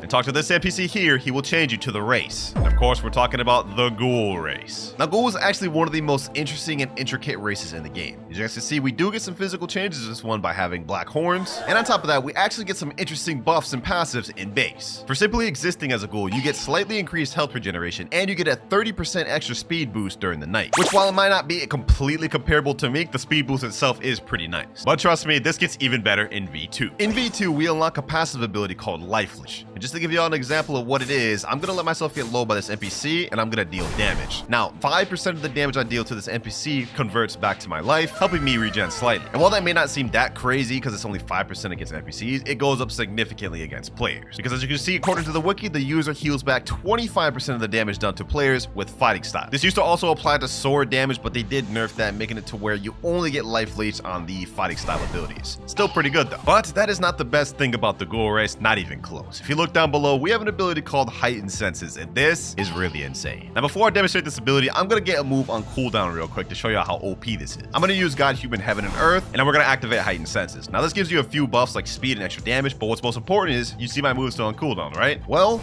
we're able to still use it. That's exactly what Heightened Senses does. It lets the player use moves when at 40% cooldown, and this includes M1s or any cooldown in the game, making this honestly one of the best V3s in the entire game for PvP. Just imagine this scenario, boys. You're in the middle of a PvP match, you have no cooldowns, right? You wouldn't be able to fight back normally, but with Ghoul V3, now you can use abilities when they still have 40% cooldown left, basically making you have double the amount of moves coming out as your opponent. And this also applies for grinding. I mean, more moves coming out equals more damage. How's that a bad thing for grinding? All of these factors considered, in my opinion, makes this race go straight up in godly tier, man. Top 3 V3 in my opinion. And if you disagree with that, let's debate about it in the comments below. Now, moving up next, we have the Shark race, which is one of the spawnable races that you have a 12.5% chance of spawning with. So once again, if you spawn in with this on a new account, consider yourself lucky. Now, one thing about the Shark race is when you spawn in by default, you actually get a passive that makes it to where you take less damage in water as a fruit user. And you also get increased swim speed, so you about to be Michael Phelpsing it out over here. Now, the V2 for this race improves that even further, because now we have full immunity to water damage as a devil fruit user, and your base speed and swim speed is also increased. And just to demonstrate, I clearly have the portal equipped right now, but when I go in water, I take 0 damage. I mean, we're not even taking an inch of health, which makes this for sea exploration and farming actually the best race to use as a devil fruit user, which is just the tip of the iceberg for how broken this race can be. I mean, those are all cool passives, but when it comes to our V3 ability, Water Body, this is the reason why you'd want this race. Just to give you a clear-cut example how good this could be, we're heading to 3rd sea. These are some of the highest level NPCs in the game, and you guys can see they deal a lot of damage to me. But when I activate Shark V3, the damage is significantly reduced, by 70% to be exact. So I think y'all can see the trend with Shark race. It's all about defense. Defense in the water and defense with the Water Body ability, which honestly makes this race really sought after for PvP. I mean, if you're just straight up getting one-shot comboed, all you have to do is just activate V3 to make them deal way less damage. And aside from PvP, this is also really good for farming. I mean, imagine any applicable situation you're about to die. Just pop V3 and you're living longer. Unfortunately, this did get nerfed. It used to be 80% defense boost, and now it is 70. And on top of that, it used to last for 6.5 seconds, and now it only lasts 4.5 seconds. At best, the Shark V3 ability most of the times just delays the inevitable. Most players know how to get around it, and I say other V3s are more worth having. That said though, it's still easily going in insane tier. 3 V3 races left. And for this next race, this is actually the second of the 3 races in the game that you have to complete a quest line to obtain. If we teleport over a place called Lab and go under here and talk to this thing, you will see we can switch over to the Cyborg race, which costs 2,500 fragments. And yes, even after completing this, you have to pay that every time you want to go back to the race, which is insane. But if we accept, we can see this is what the Cyborg race looks like. And before we even get into all the abilities of Cyborg, let's just go through the obtainment process of this. This is the second hardest race to obtain in the game, and to get it, you have to complete a quest line called the Cyborg Puzzle. Now, the first step of the Cyborg Puzzle is you got to get yourself a Fist of Darkness, which has a 1% chance of dropping for a sea beast, or you've got to wait 4 hours and get it from a random chest. After getting the Fist of Darkness, you have to sacrifice it in the Law raid and then fight Law to get a Core Brain, which only has a 5% chance of dropping. And then you've got to go to that lab thing I talked to and pay 2,500 fragments. Me personally, it took me days to obtain this race, which is insane. So imagine a mobile player trying to obtain this. It can get tough, but it is worth it. Now, for the base V1 passives of this race, there's nothing. Yeah, you literally get no base passives or boosts or anything in V1. But for V2, that's when things start getting interesting. In V2 state, Cyborg gets a 10% defense against melee, sword, and gun attacks, making you slightly more tanky, and 15% of the damage you deal converts to energy, making this race really good for hybrid races. I mean, every bit of damage you deal actually converts towards your energy, allowing you to fight a little longer, which that V2 is all right. I mean, it's not really like the craziest thing, but trust me, the V3 is where it gets kind of nutty. Energy Core is the name of our V3, and I'm just going to demonstrate what this thing does. When you use it, you put out electrical energy, which deals a total of over 4,900 damage. This ability both breaks, can, and interrupts combos, and you could use this thing while you're being attacked or if you're attacking yourself, making this ability both the ultimate defense and offense in literally every applicable situation. I mean, let me break it down to you like this. You could pair Cyborg with some of the worst fruits or swords in the game, and I'm sure you could find a way to create a one-shot combo with it, just because of this skill alone. And I mean, just look at this. This looks kind of fire, bro. Like, you can't tell me this don't look saucy. For all of the reasons alone, man, Cyborg, in my opinion, goes all the way at godly,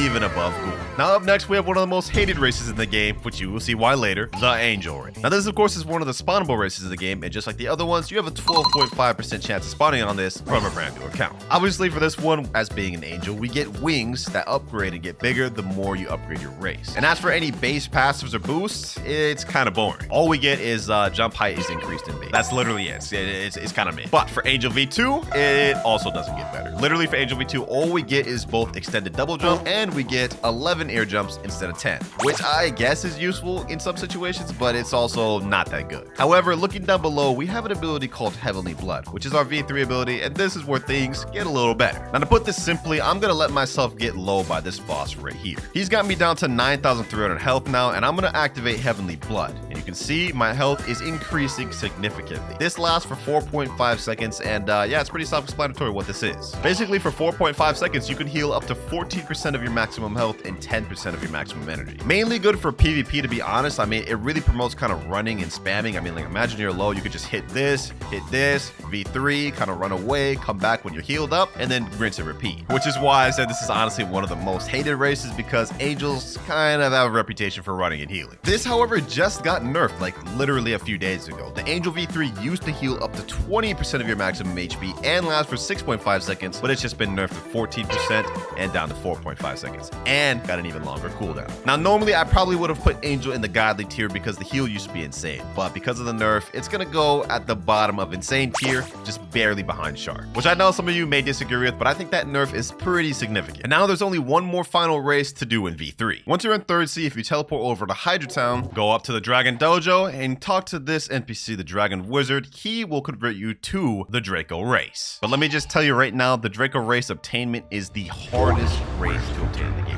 I'm talking, this would literally take you like 2-3 days minimum to obtain this race, and it has like the longest quest line known to man. I mean, just to give y'all a basic rundown, this is the obtainment process on the wiki, and just look at this. It's like a whole bible of just steps you have to do to obtain this race and evolve it. But luckily, it is very much worth it, because this race may just be one of the best. Now, first off, just existing as a Draco in a race, you get a 5% damage reduction boost and 5% HP increase above all other races, which is honestly pretty good. 5% doesn't sound like a lot, but it goes a long way in PvP, trust me. Like, I literally have 14,000 health with just one of the most basic accessories, Pilot Helmet. And if you were to pair this up with something like Leviathan Shield, 14,800 on top of the defense boost. It's actually kind of insane. But let's get into the V2. Now for the V2, you get a speed boost. You also get a dash boost. Your dash goes further distance, and you get 2 more things. First one being, if you jump a few times and hold space, we get a flight. This only goes straight up. However, you can't really glide down like Angel V4. So this is kind of like Angel V4 flight from Wish, but it's honestly pretty good. I mean, like, this is the most unique V2 we have in the game. And as for that last thing we get in V2, our flash steps are now changed and deal damage. Look at that, over 3,120 damage just from our flash step. So we basically get an extra move,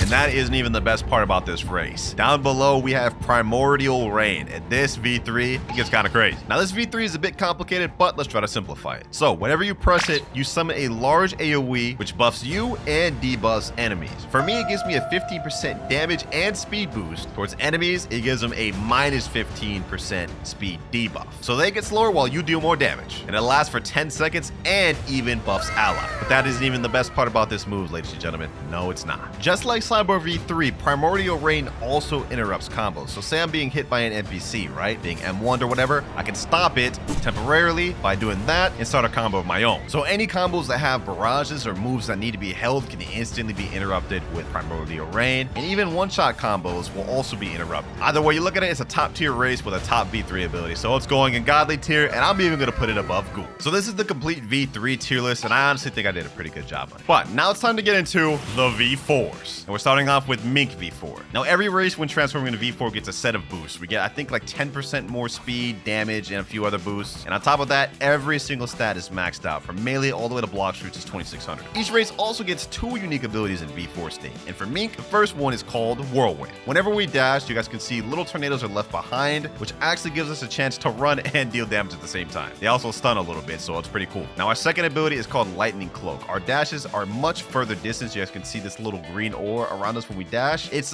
basically allowing our dash to go even much further. And if you upgrade this gear to its full state and hold Q, you get a super dash, which follows in line with the trend of Mink just being really fast. And this isn't even with V3, so stacking with V3, yeah, we instantly become like literally the fastest race race in the game. Good luck catching a meek runner in public servers. Now, obviously, this race is pretty cool, but I think it falls flat when you're comparing it to other V4s, which we'll get into later. But overall, it's pretty decent. I mean, just look at this visually. You can't tell me this don't look fire. Although I will say, kind of moving like a furry right now. But overall, I'm gonna put Mink V4 straight up in the good tier. Yeah, pretty much the same for V3 and V4. It's just overall good, but there's much better options. Let me see which race we get next. I'm gonna buy a change race real quick. Oh, let me get human. All right. Now, with Human V4, we get 2 simple abilities. But before we get to that, let me just say, this is the most saucy and cool V4 of all time. I mean, like, just look at this pose, bro. That man's saucy. Now, if you guys look down below, you guys can see we have 2 things. 3 bars and a number. And we're gonna get into the bars first. These are flash steps. You get 3 of them, and they replenish over time. Another thing to note is that on the first flash step, you become invisible, and your moves have hyper armor, so they can't be interrupted. Now, this used to be all 3 dashes would be invisible, but now it only is the first one that becomes invisible. You guys can see all other 2 no longer do that, so it got nerfed recently. Now, the other ability you get with Human V4 is this meter right here. You guys can see the more damage I deal, the numbers is going up, and this also applies for if I'm taking damage. And it's pretty self-explanatory. The higher the number, the more damage we deal. You guys can see right now we're at 70, and per M1, we're dealing 3,846. And if we compare that to my base damage, you guys can see I only deal 2,611. So the boost is actually pretty crazy, and that wasn't even with V3. The rage meter goes up to a total number of 100, but if you have that gear upgrade, it goes up to 150. This also got nerfed, unfortunately, though.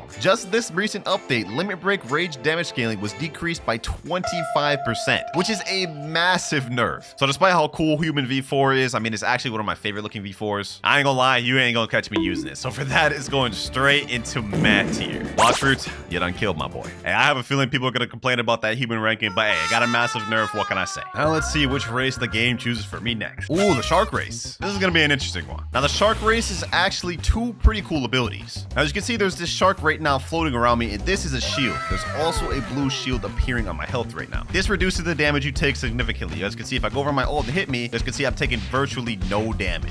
And this can be stacked with V3 as well, making you for a short period of time take near 100% reduced damage. This ability is called Leviathan's Arm. As you guys see, the more damage I deal to my opponent, the more the shield regenerates. This ability alone honestly makes this one of the most annoying things to deal with in public servers because, I mean, like, you're gonna be dealing damage, and if he has V3, your entire combo just gets negated. In my opinion, the most annoying part to deal with is the second ability, Whirlwind. Whatever damage I deal to an opponent, it slows him. You guys can see there's this little water effect at the bottom of him. The more I hit him, the stronger the slow gets. Now there's an entire whirlpool on him, and if we go over to my ult account, you guys can see I'm moving significantly slower. This lasts for a while, and you can keep hitting him constantly to make the slow last pretty much as long as you want it to. Fighting against good Shark V4 users is really annoying, but that said, there is better V4s in the game, but due to how the abilities are, in my opinion, it's gotta go insane. 4 more races left, and for this one, I'm spinning the wheel to see which one we rate next. And we get... ooh, the Draco race, the newest race in the game. Now, as for the Draco race, it has some pretty unique abilities to it. First of all, upon activation, there's this massive circle, and I don't even have this thing fully upgraded, so it gets even bigger. Pause. But for our first ability, we have Thornmail. Now, put simply, what Thornmail does is it reflects 45% of the damage your opponent does to you back to them. I'm dealing damage just by being hit right now by this NPC. And if you upgrade this gear fully, it reflects up to 64% damage back to your opponent, which already alone makes this one of the most insane races in the game. And that's not even it. For our second ability, we have Calmetic Field. Basically, whenever you deal damage to an enemy, it summons orbs around them. And if you hit them 3 times, it explodes. And basically, this applies to anyone in the area of your circle. So let's say I gathered all these NPCs here. I'm fighting all of them. Boom. Look at that. 23,885 damage spread across everyone in the circle. So not only are you reflecting damage your opponent deals to you back to them, every bit of damage you do in your combos gets rewarded even more damage because of the orbs. And this also is really good at repelling teamers because whoever's in your AoE is also going to take damage from the orb. So it forces them to have to spread out. And if that wasn't enough to convince you how cool this race is, I mean, just look at this, bro. Look at this pose, bro. This is straight just ore right here. Literally. Not much to say else about this one, man. Draco V4, straight godly tier. I ain't debating with anyone on that. Now, for the next race, okay, Cyborg. Okay, that's fire. Now, for the Cyborg race, first of all, just look how saucy this pose is. Like, look at this. We have purple auras. We get that nice little glowing wings in the back. Sheesh. Can't tell me it don't cook. Now, the Cyborg race is actually not that complicated. We have 2 abilities, and the first one is called Energy Core. And to demonstrate this, I'm going to teleport to Chocolate Land. Now basically put simply, what Energy Core does is it deals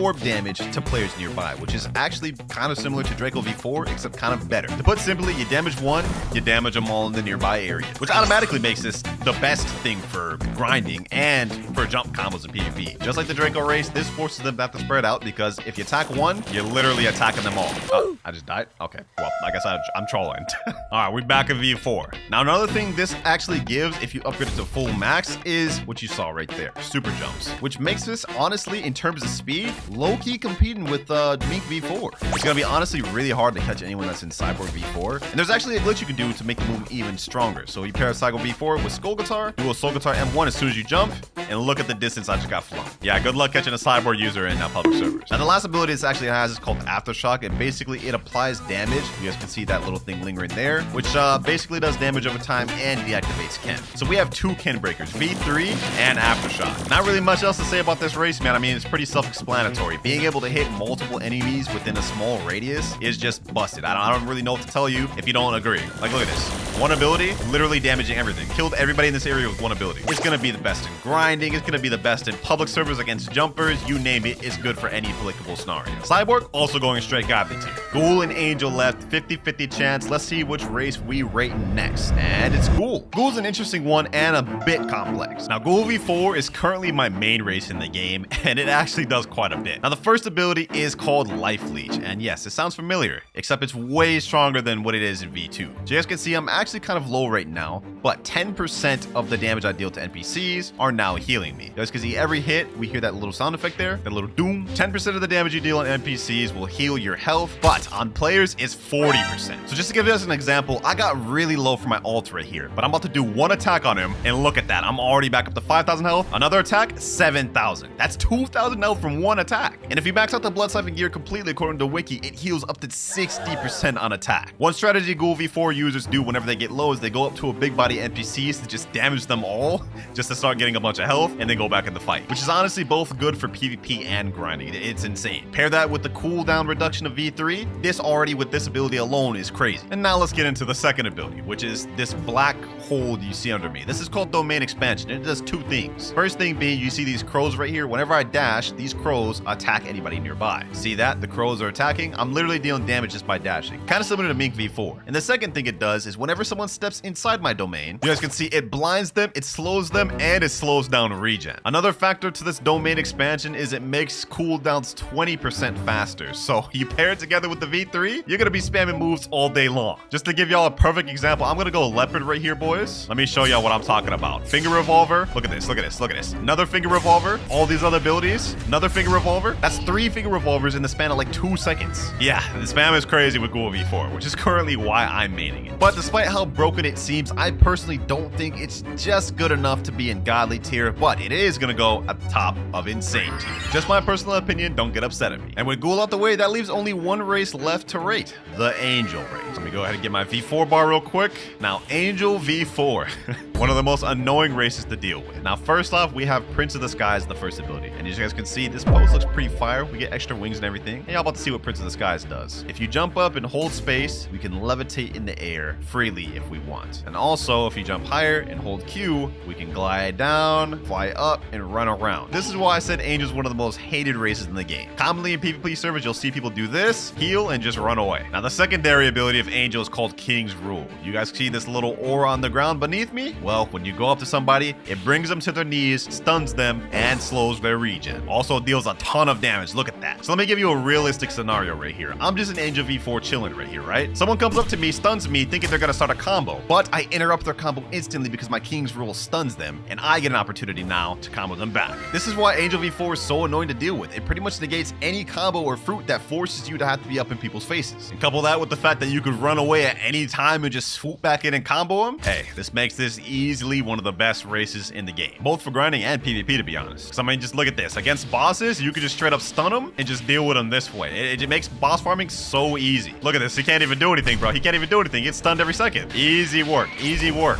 Look at this. One of the strongest bosses in the game about to be dead in literal seconds with ease. Just like that. Now for Angel V4, it can't go anywhere else other than straight godly tier, and I'm actually going to put it above Cyborg V4. Now you could argue that Cyborg is better than Angel, but I feel like Angel is more consistent in 1v1s, whereas Cyborg is better for when there's a bunch of people. But this right here is the complete V4 list along with the complete V3 list. In my opinion, I'm putting Draco in first place, Angel in second place, and Cyborg in third. Comment down anything you may disagree with, but I personally feel like this is a pretty accurate tier list. But to start out, we have the worst sword in the game, the Katana. Not much to say about this sword other than it's the first one you can obtain in the game. Just like every weapon in this game, it has only two moves, Quiet Rush and Air Slash, both of which are not that good. Here's Quiet Rush, doesn't have any stun to it. And for the last move, we have Air Slash, which, as you guys can see, that wasn't much of a slash. I mean, it barely just hit that guy. Definitely wouldn't recommend running this in PvP and for grinding either. There's only one place this sword belongs, boys, and it's Dookie tier. Now, one Katana was pretty garbage, but what about two? For our next sword, we have Dual Katana. Has increased damage now, M1's 1330, whereas the base Katana only does 1200. Also has completely different moveset being Whirlwind and Tornado,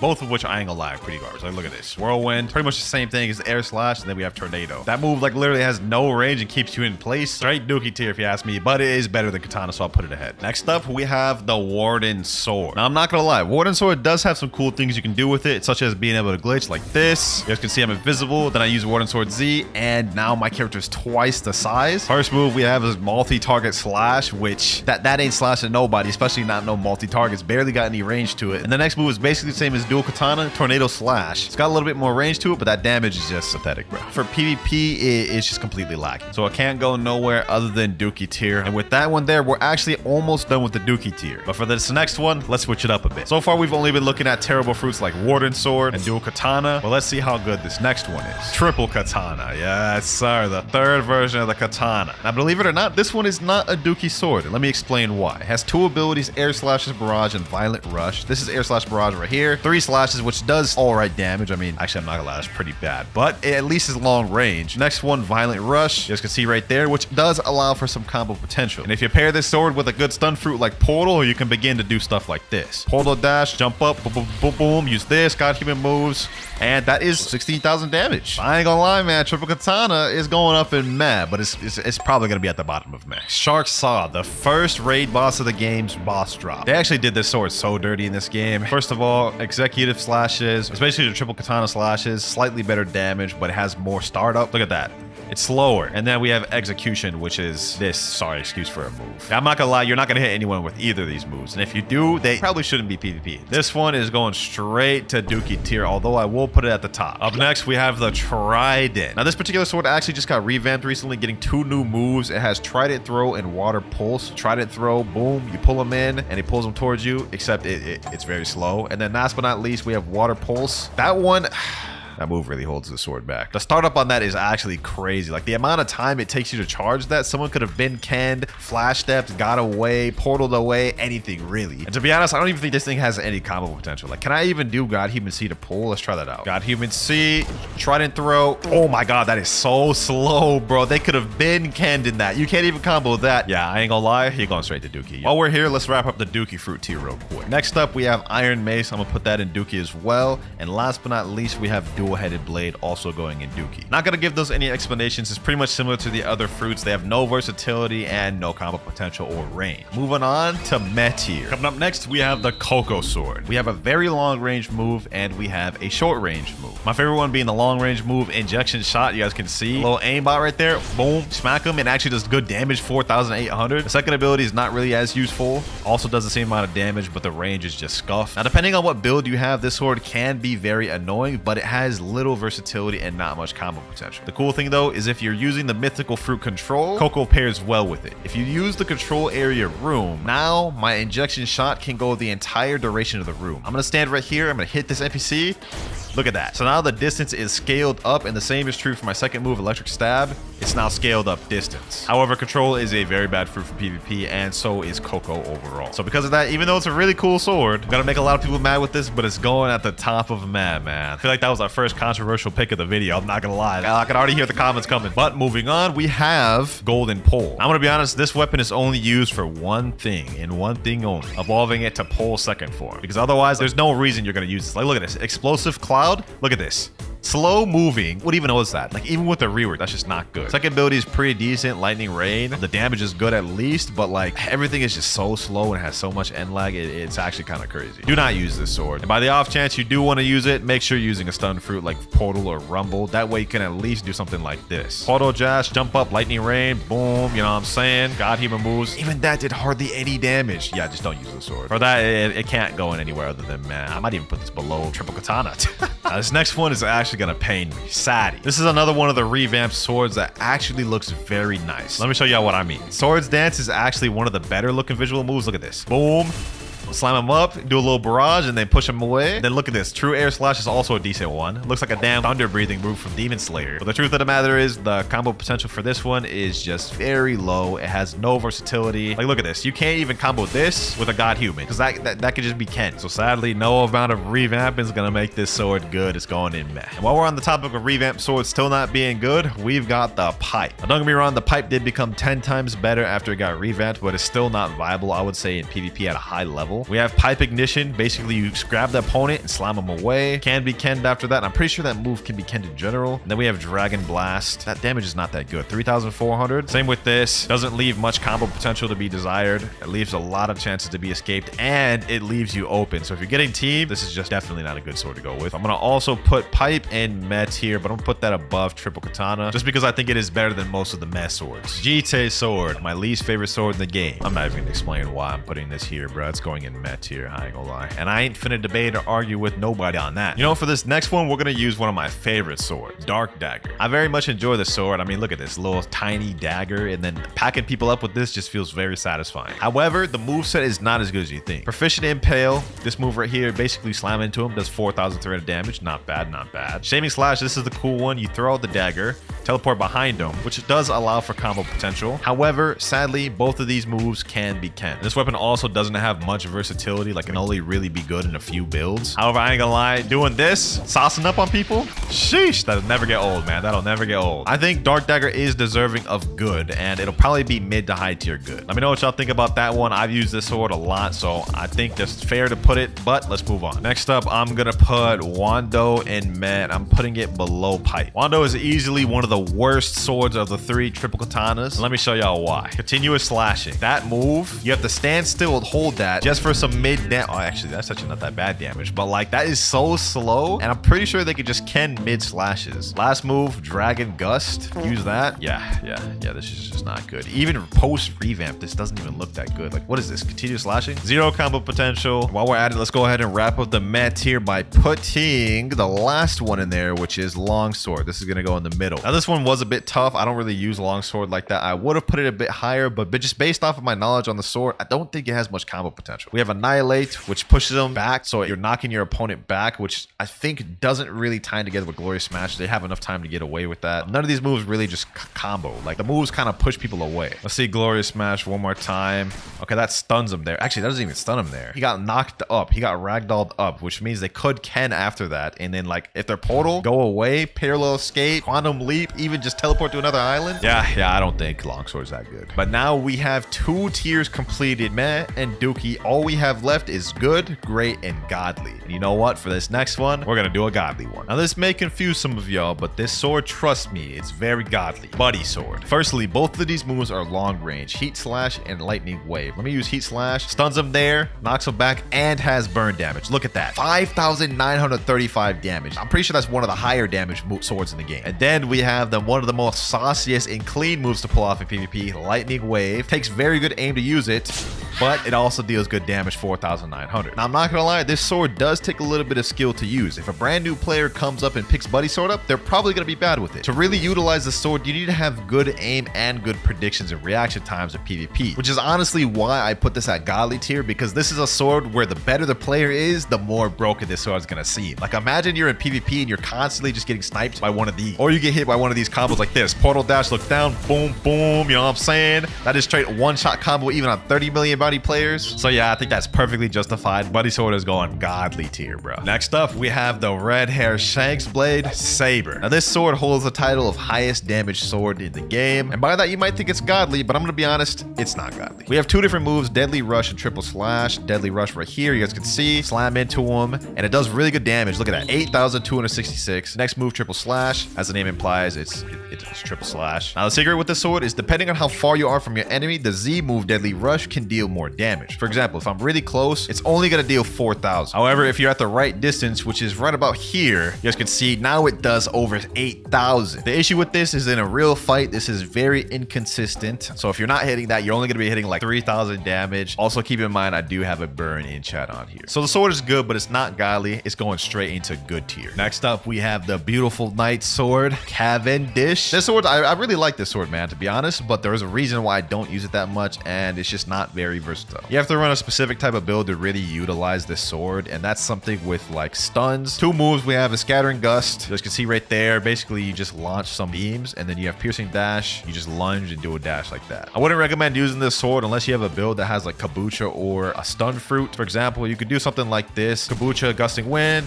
boom, then you got hammer moves, and that's a good combo. But if you don't have a good stun fruit or like a build like this, I definitely wouldn't really recommend using Convander. Damage is also not the best on this sword. Look at this, scattering gust only does 4,938, and then piercing dash even less. So yeah, this is definitely a medium damage sword. It's gotta go good tier, man. I'm gonna put that under Saber. You know what? For the next sword, we're gonna do our first mythical of the video, Hollow Scythe. Now, despite the fact that this is a mythical sword, it's pretty mid. The two moves we have are Death Cyclone and Soul Execution, and I'm gonna be honest, this sword is really only good for one purpose, and you may know what it is. I recently did a video where I bounty hunted with the admin killer combo, and to be honest, that is really the only real reason I would see using this sword. Let me explain why. Let me head over to Skull Island. We have Death Cyclone, which is a sweeping, basically vortex that pushes your enemy away. Now, while the damage is good on that, look at that, 6,000 damage. It knocks them back so far, and they can through it. So it's pretty much useless for combo extending. And last but not least, we have Soul Execution, which is just kind of hard to land. Hopefully one day it'll get reworked. I think it really deserves it. I don't know why it didn't get reworked in that last update, but all things considered, I don't see it being better than good tier, man. Let me know what y'all think about that one. I feel like that might have been a bit controversial, but hey, I'm a 30 million. I PvP a lot, and I don't see this weapon ever. By Cento. Now, I'm not gonna lie, this weapon might surprise you. Some of you may even be surprised that it made it this far. It's not in Dookie, and it's not in Mess, so where will it go? Now, yes, this is a first C weapon, meaning you can get this literally in the first C at like level 200, but trust me, this damage is insane.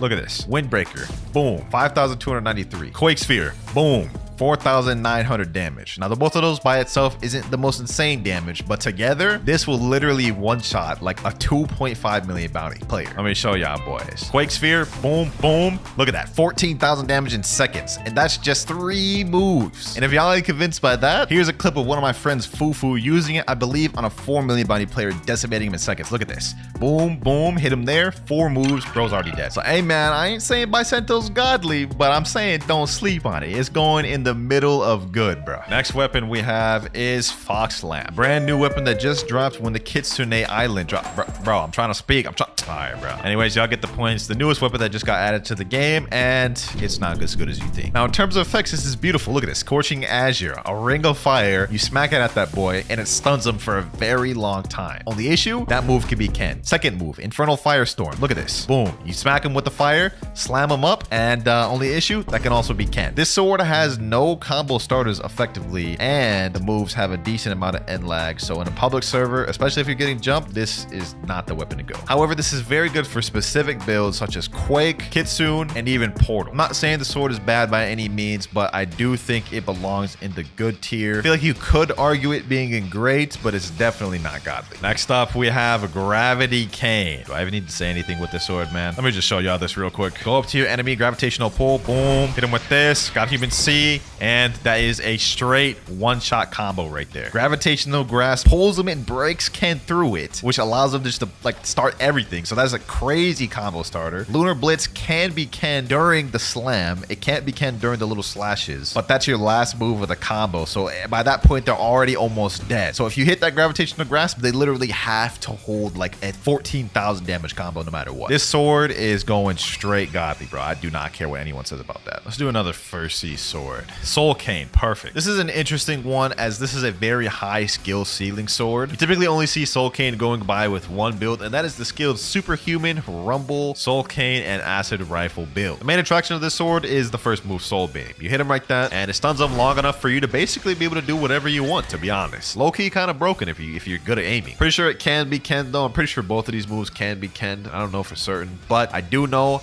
good players who utilize this, being able to do whatever they want with it, is cracked. The way they be using it is crazy. So similar to Buddy Sword, this is a sword where like the better the player, the more annoying this sword gets. So I gotta give it credit where credit due. This is gonna be the first one of the video. We're gonna put this in great tier. And I think that's a perfect place to put Soul Cane. And with that one out the way, we only have 14 more swords to go. You know what? I'm just gonna get this trolley one out the way. We have True Triple Yor right here. I'm putting that straight at the top of Godly, bro. Do I even need to explain? It's literally an admin spec sword, which only like 5 people have. The range on it is absolutely dummy. So that's just that. True Triple Yor is best sword in the game. Next sword, Tushita and Yama. Now these are actually gonna get 2 different placements. We're gonna start with Tushita, the first half of the Cursed Dual Katana pair. Now this sword actually has a pretty decent moveset. The first one being Heavily Lunges, which is a barrage, and actually has decent damage, 6,114. Next move is Celestial Ravager. I don't really know what that one is. The damage is not even close to the first one. Overall though, this sword doesn't really have much versatility. Like this doesn't really pair well with much things. I really only see this with a few builds. Definitely the worst counterpart out of the 2. Although I will say Heavenly Lunges is clean. Look at that, bro. Look at that. Maybe one day I'll actually try using this for PvP. I've never actually like PvP'd with it, but my 30 million bounty friend Nutty told me I should put it in good. And I think I'll put that right above Bicento. Now Yama is an entirely different story. While the damage on Yama may be lower, look at this. Hellish Slash, boom, only 4,606, and Infernal Hurricane only being 5,112. The combo potential with this is 10 times better. With Yama, it holds together so many builds, allowing them to do one-shots. For example, the Spirit Yama one-shot build, or the Yama Dole Infinite Loop combo. This sword pretty much pairs together with a lot of the fruit main fruit. Not to mention it does have pretty good mobility with Hellish Slash. Look at this. Boom, good mobility there. You could use that to get away or catch up to opponents, which is something not a lot of other swords have, such as mobility. So due to that, this sword is going straight great tier. And since we just got through with the Cursed Dual Katana pair, my favorite sword in the game, Cursed Dual Katana. I feel like I really don't even need to say nothing about True Triple Katana. I mean, we all know the combo everybody uses. Portal Dash, Revolving Ravager, Slayer Goliath, boom, look back, use the God Human Z, God Human C, and God Human X. 25,000 damage. That is one-shotting anybody in the game, bro. Especially if you have Cyborg V3. And that doesn't even begin to show all the combos that can be used with Cursed Dual Katana. It's got high mobility with this, Slayer Goliath. You can snipe people in the air with that. It's got really good combo potential with the Revolving Ravager. You can hold it or let it go instantly to start combos that way. Any stun pretty much combos into Revolving Ravager, which allows you to just get an entire combo no matter what fighting style or fruit you're using. Every stun fruit and almost every fruit main fruit can pair together with Cursed Dual Katana. Ice fruit pairs together with Cursed Dual Katana. Dark fruit pairs together even better. Buddha, don't even mention it, bro. Do, literally Cursed Dual Katana holds one of the most popular one-shot combos with Do. So all that considered, man, it can't be anything other than godly, and it's gonna be like top 3 godly. Moving on though, next up, we're gonna use some interesting ones. Twin Hooks. This one actually has a pretty interesting moveset, and y'all will see what I mean in a sec. So for the first move, we have Sky Cyclone, and basically you summon, well, literally a cyclone like that. It stuns him in there and allows to combo into the second move, which is Prehistoric Punt. You basically cling upon the enemy, slam into him. As far as combo potential goes, this weapon is very good. In fact, one of the easiest one-shot combos you can do with this is hit him with any stun move, Sky Cyclone straight into True Prehistoric Punt, hit him with a God Human move, and that is a pretty easy combo right there, 22,000 damage. Now the main issue I would say with the sword is it has not much versatility. Like this doesn't go well with a lot of builds. You definitely have to be a specific build built around this. And the other thing is it has basically no range. Like Prehistoric Punt, not long range. You have to be kind of close to your enemy. Sky Cyclone, it doesn't go that far, and the AoE is not that good. So while it is a very good sword, I wouldn't say it's great or godly. So it's going in the middle of good. And with that, we've honestly wrapped up good tier. We only have great and godly left. Almost done with the swords. Next sword, the last of the True Triple Katanas, Shisui. Now this sword is not as versatile, but it does have a good skill ceiling. You mainly only see this with skill builds such as this, you know what I'm saying, Rumble with Kabucha, boom, boom. Those are 2 abilities there, by the way. Not very flashy, but very good combo potential. The only issue with the sword is I believe both of these moves are Ken-trickable. Got my ult right here. Let me show y'all. So I'm gonna put my Ken on him. Focus shot. See, it didn't break Ken. He just dodged it. True Quiet Rush. See, it didn't break Ken. He just dodged it. So both moves are Kenable. That's why this sword relies on stuns such as like Thunderstorm or Intense Wind. And then you can get your one shots like that. However, if you don't have those available, you're pretty much gonna have to whittle down your opponent's Ken to do anything good. Although I still do think the sword is great, especially for training and skilled players. So it is gonna go in great tier, although towards the bottom. Next sword, we have Pole Second Form. I mentioned this earlier. The only reason you should ever even get Pole First Form is to evolve it into this. I personally do not use this sword. I never really found it too cool or fun. However, depending on how you use it, could be brain dead. First move, Hand of God. You guys can see it's a long or decent medium range stun, which does decent damage. Next one, Electric Prison, another stun. So both moves are essentially stuns, and I don't think I have to explain to you what that means. This thing is basically a birther of combo one-shots. Although due to lack of range, mobility, and N-Log, this thing cannot be godly. It's gonna go at the bottom of great. Ah yes, the Ren Goku Blade next. One of the swords that actually became really good after its revamp. The first move, Demon Slayer, is a barrage. You slam them, pack them up, and has burn damage. So decent damage, 5,500. Second one, Burning Slash. Basically a long range move with fire damage. Also deals burn damage. Second move is not that good. Main attraction, first move. Pretty much same old with most swords. You get a stun, you hit him with the move, boom, and then there you go, big combo. Main issue I see is that Demon Slayer forces you to be in that animation, which means if you're dealing with teamers, definitely not the sword to go. However, in ones, this thing is pretty good. So for that, I'm gonna put it at great, and it's gonna be, I think around here is good. Shark Anchor, the second newest weapon that just got released. Oh brother, this weapon has single-handedly made so many people rage, as for one particular move, that's Typhoon Toss. Look at this, Typhoon Toss. You swing around town, throw the sword at the enemy, which has crazy AoE, very good damage, does 4,700 damage, and has a short cooldown. Look at that. Just used it, it's already off cooldown. Boom, use it again. Second move allows for crazy combo potential, Armor Breaker. You go up to the enemy, boom, slam them up, which allows you to directly use your fighting style move. Another plus to this sword is that both moves actually break Ken. Let me show you. Let me go on my ult over here. Let me turn Ken on. Typhoon Toss, only the explosion breaks Ken. You guys can see the explosion took him out of Ken. Put Ken back on my ult. Armor Breaker also takes him out of Ken. Both of these moves, Typhoon Toss and Armor Breaker, can be combo starters or combo enders. And Typhoon Toss is just a spammy move you can just throw out literally at any time. Really not much bad about this sword, bro. It's damn near perfect in every way. It's going in godly. Behind Course Dual Katana. And only 5 swords remain.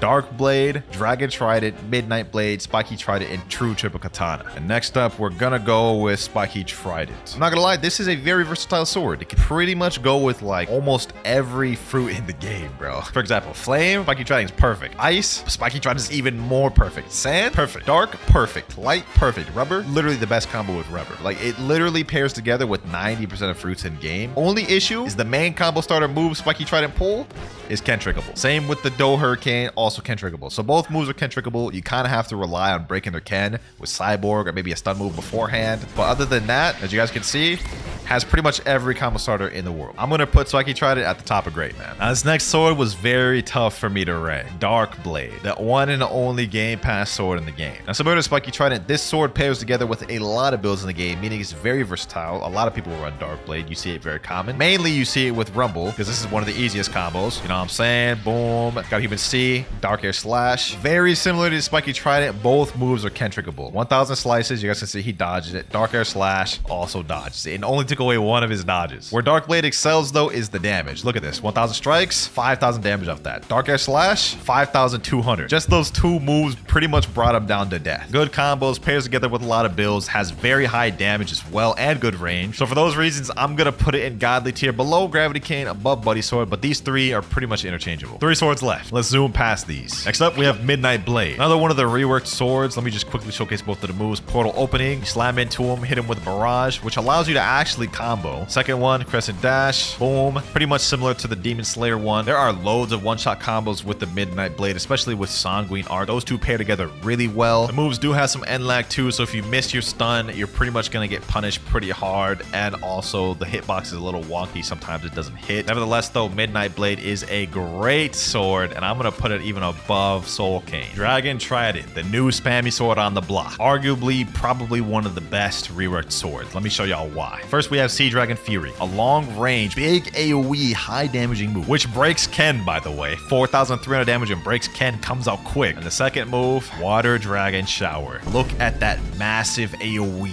Nobody is running from that. You don't even have to be aiming at them and it's gonna hit. Also Ken trickable, by the way. And if you think going to the air is gonna help, it's not. Because if you aim it upwards, it knocks them down. Look at that. It knocks them down. One of the most annoying swords on the block right now. Everybody's using it. It's going godly tier. And honestly, I'm putting it above Shark Anchor. Final sword of the video. True triple katana. Not even gonna say nothing about this one. Just gonna show you all this combo. Look at this. That wasn't even the full combo. I still had 2 more moves to use and it KO'd him. Wolfang Rush. Barrage that allows you to combo afterwards. Dragon Hurricane. Big AoE move. Breaks Ken. Brings him up in there. It even has a glitch that people abuse where it can pull you in from far away. Insane combo potential. Very spammable. Pretty low cooldowns. High damage. What else is there to say about True Triple Katana, man? With Cursed Dual Katana as one of the best swords in the game. But top 3 right now, in my opinion, True Triple Katana, Cursed Dual Katana, and either Dragon Trident or Shark Anchor. This right here is the complete sword tier list, my boys. Comment down what y'all think about this. Me and my boy Nutty made it. Now let's get onto the gun tier. This is my list for all of the guns. Obviously, these ones at the bottom are garbage. Slingshot's only in med because it has a decent stun / slow, and then the rest of these should be pretty self-explanatory. Soul Guitar, obviously #1 gun in the game. Acidum Rifle and Kabucha following afterwards. Serpent Bow is in great because it's very good for combos. Everything else is history. There are now 54 guns and swords total in Blox Fruits, but which ones are really the best? Well, today, we about to find out because I'm going to be ranking every weapon in the game in a tier list. Now, there's going to be 2 lists total, 1 for guns and 1 for swords, and we're going to be ranking them on 3 different categories. How much damage they deal, the utility they provide, and how cool they are. Starting off with the sword tier list. These are all the tiers. We have godly up top, amazing, followed by good, and last but not least, dookie tier. And to start off our sword ranking, we're going to go with the easiest sword to obtain in the game,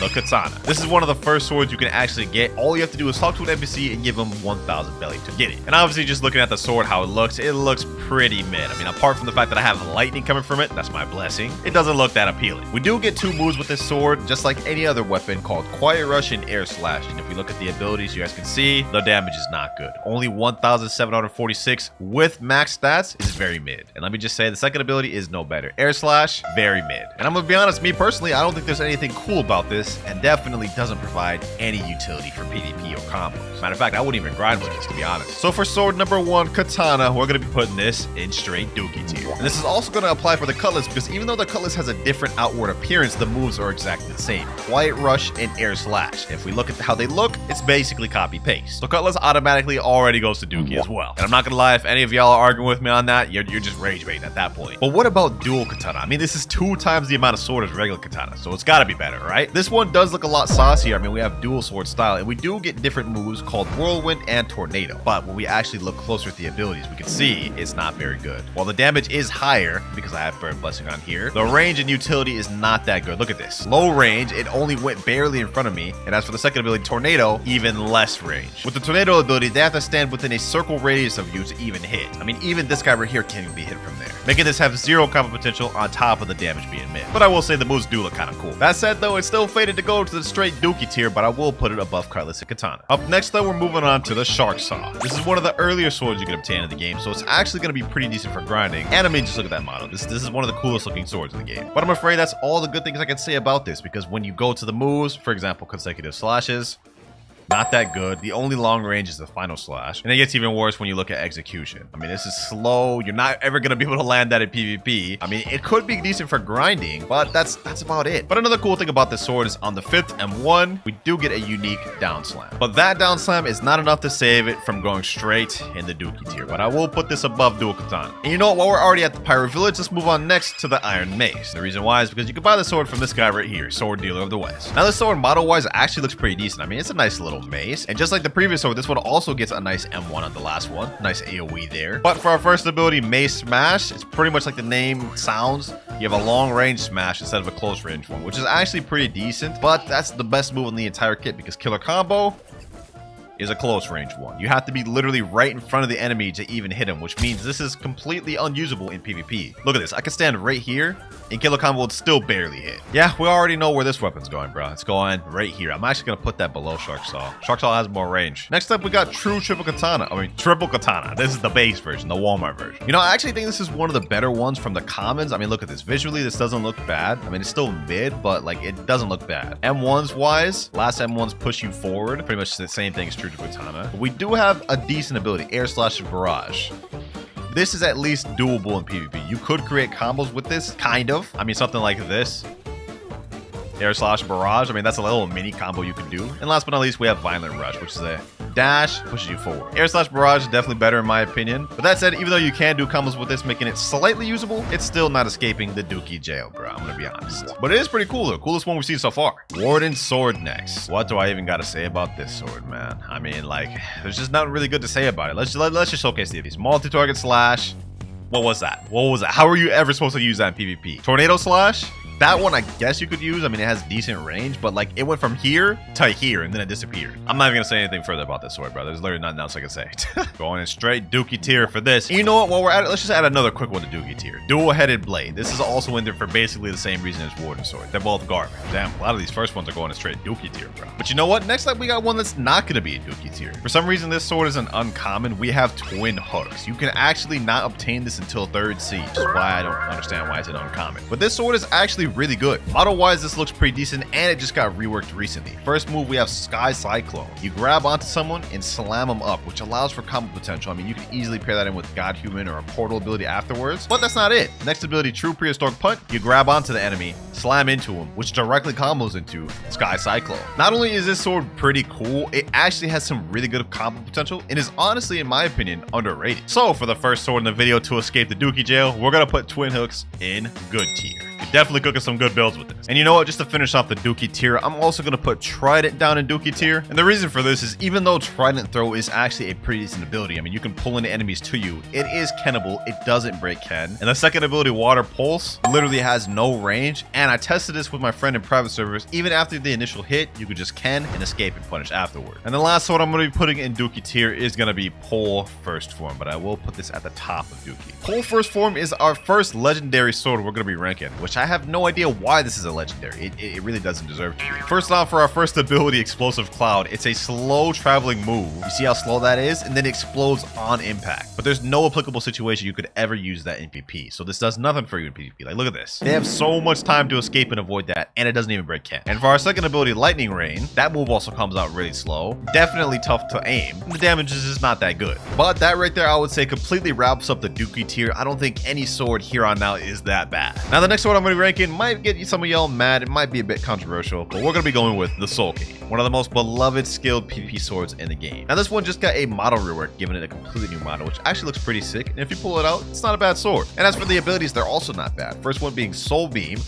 Decent long range stun, which if you hit an enemy, it freezes them for a second or two, allowing you to combo. And our second ability, Soul Slashes, a barrage which also stuns and can combo in with Soul Beam. Now you're probably looking at these abilities thinking, wow, this looks really good sword. I mean, it stuns, it allows for combo potential. What's bad about it? Well, I'll tell you what, none of these moves can break, and with Soul Slashes, you can actually activate Ken while being hit in it to avoid and punish the person using Soul Cane. Now, on top of that, the damage is also not that desirable. So for that reason and that reason alone, we're going to be putting Soul Cane in good tier below Twin Hook. I mean, it's considered a skilled sword for a reason. Next, so we're moving on to Pipe. This actually got reworked twice for some reason. Once a year ago and once kind of now. Like, it's got a new model. But despite all the reworks, I don't think this is that good. First ability, we have Pipe Ignition. You kind of like go into an opponent, suck them up, and slam them down. But this can be completely avoided by Ken, and the damage isn't even that good. 3,500 damage. And as for the second ability, we have Dragon Blast, a long range, actually medium range blast, which also doesn't do any stun and also could be Ken. That said though, it's definitely not Dookie tier. It's still decent. So we're going to put this at least in N tier. It's usable, but I'll tell you what ain't usable, boys. Orochi. Like, as much as I don't like Pipe, I like Orochi even less. Like, you won't see me using this unless it's for a challenge. First one, Continuous Slashing. This does look like a decent ability, right? If you're able to land this, this is decent because, I mean, that's 5,379 damage. But what opportunity would you get to even use this? I mean, maybe if you pair this up with Portal, it could be decent. I mean, you could just stun like this. But the thing is, this is Kennable. And as for the second ability, Dragon Gust, that one's actually not bad. I mean, decent damage, 5,000. It comes out pretty quick, but it's not enough to make the sword good. It's going in and below pipe. You know, for this next one, let's do one of my favorite swords, the Dark Dagger. What's not to like about this sword, man? I just got a new model. It looks fire, it's saucy, and we have two very good abilities. First ability being Proficient Impale. It's a medium range lunge, which actually, let me aim it away from the enemy a little bit.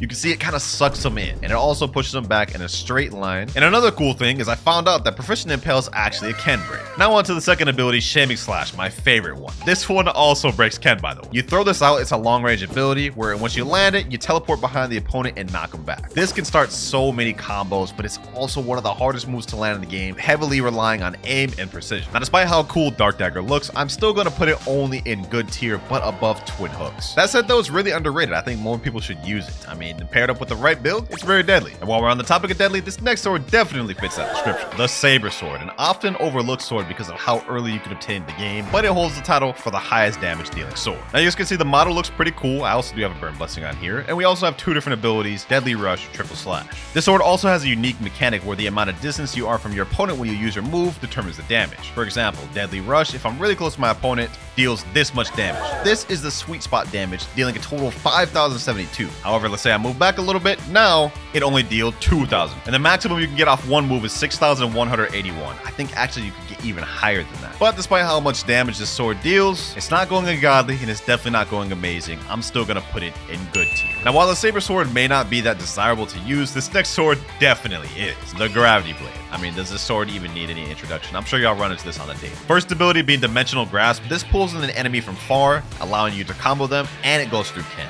And on top of that, the cooldown is actually really short on this thing. I mean, look at that. This is one of the best combo starters in the game for the fact that it breaks Ken. I mean, it just allows so many different things to be done. And while the damage may not be that high, it doesn't even matter because this move alone makes it the ultimate support sword, being able to pair with like literally 90% of builds in the game. And our second ability, Lunar Blitz, is also pretty good, but it can be Ken. That said though, you can still catch people off guard with it and the damage is not too shabby. It would honestly be dumb for me to put Gravity Blade in anything other than straight godly tier because this is where it belongs. It's just too brain dead. Next up, we have another very high damage dealing sword, the Bicento Blade. An honestly really underrated sword that I think needs a little more recognition. And you know what? We're not even going to yap on this one that long. Let me just show you why. I'm going to use both of these abilities and pay attention to how much damage this does.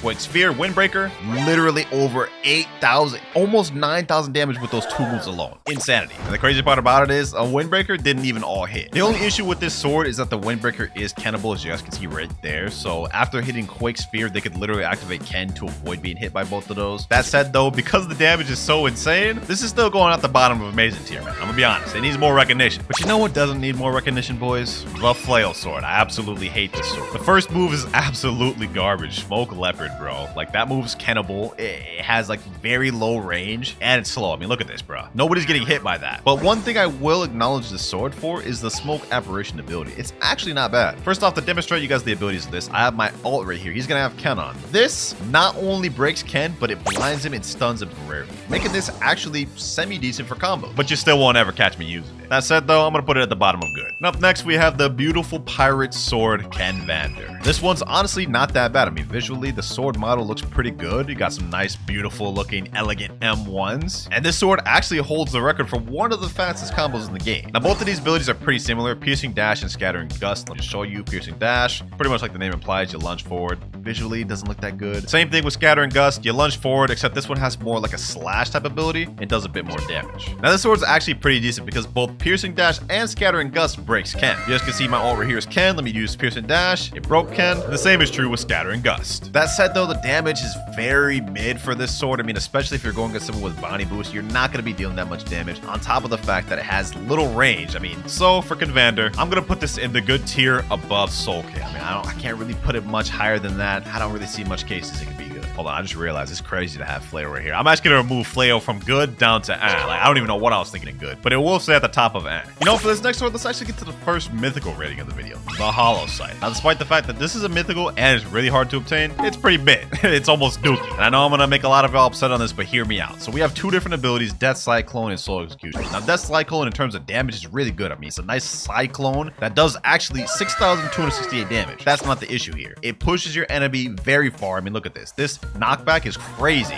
Not only that, it can be kenned while you're in the middle of it. So in terms of combo potential, not really doing you any favors. And it also doesn't ken break. So in terms of like landing it, they can just dodge that and punish you for even doing that. Second ability, Soul Execution. This one's just hard to actually work with. And on top of that, it also does knockback. Yeah, this sword is overall pretty mid. I'm going to put this one in straight meh tier. It only exists for one reason, and that is the admin combo. Though, it will go to the top of meh. And you know what? While we're on the meh tier, let me go ahead and finish this off real quick. I only think a few more swords need to go there. First one being the Coco sword. Now, this sword's going to go in F for only a few reasons for me. I mean, this sword just doesn't provide much support. There's little builds it's actually good at. And in terms of combo potential, not really existing. It does have a good long-range ability, Injection Shot, which does decent damage. I mean, 4,890 for cooldown is pretty short, and it's spammable, which is good. And on top of that, it does break Ken. But unfortunately, the first ability, Electric Stab, does not. So you can see he completely avoided Electric Stab, which is the one thing that could have been a combo extender or a combo starter for Coco. Unfortunately, it just doesn't work. Yeah, we got literally no combos for this, just all spam. Let's go on top of below Hollow Sight. And now I think there's only one more sword that belongs in N. And in my opinion, it's gotta be Saishi. Now I know there's gonna be a lot of players defending this sword with their life in the combos down below. Hear me out. I know it has some combo potential, but I don't think it's as good as other swords. I mean, you could easily pick so many better options. This one, you're just limiting yourself by using it. First ability, Swords Dance. It's a nice barrage that grabs and slams them up, which you could combo potential with, but it's a little difficult, and I think it only really works well with specific builds. Let me see, does this even break Ken? Okay, it does break Ken, but I wonder if you can after the barrage. Let's find out. I'm gonna use this, and I'm gonna go over to my ult account and try to Ken and escape.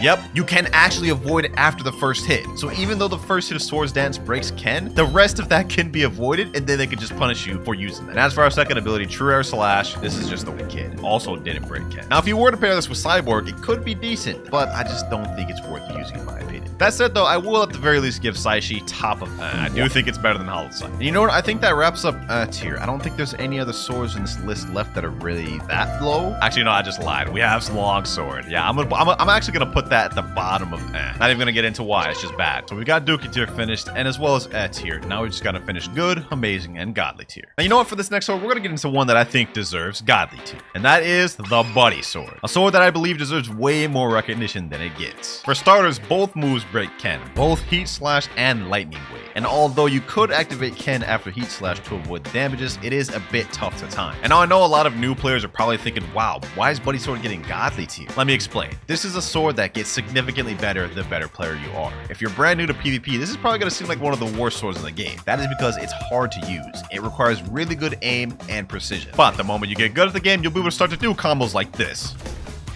Instant one-shot combo. I just dealt like 14,000 damage in seconds. The damage is insane with Buddy Sword. It allows for very fast-paced one-shot combos. And another thing about the Buddy Sword is its range is insane. I mean, look at this. This guy right here, I'm gonna snipe him from all the way over here. Look at that. And that damage is kind of crazy, bro. 5,808. What's there not to love about this? It's a nice sword that's really good, but also really rewarding. It's skill. So for those reasons, boys, I'm gonna be putting it in godly tier, and I'm actually gonna put it above Gravity Blade. I think it has higher potential. Now, this last bit of swords we have left are all going to be tough to rank because this is when we start getting to all the good stuff. And this is where I'd also like to disclose that this tier list is based off my opinion and experience. If you disagree with anything, completely fine, but try to be respectful and comment down below what you disagree with. I'm down to debate. But for our next sword, we're getting into Rengoku, ladies and gentlemen. This is honestly a really cool sword with some nice visuals. Our first move is called Demon Slayer, which is a command grab that goes through Ken. It slashes him and pushes him back. The damage is also pretty decent on that. The problem with Rengoku that holds it back is the second ability, Burning Slash. This is a long-range fire slash, which is kind of slow. It doesn't break Ken, however, it can be held. You can hold the Burning Slash like this, and now it will break Ken, but who's realistically going to let you sit there and hold that in a PvP battle?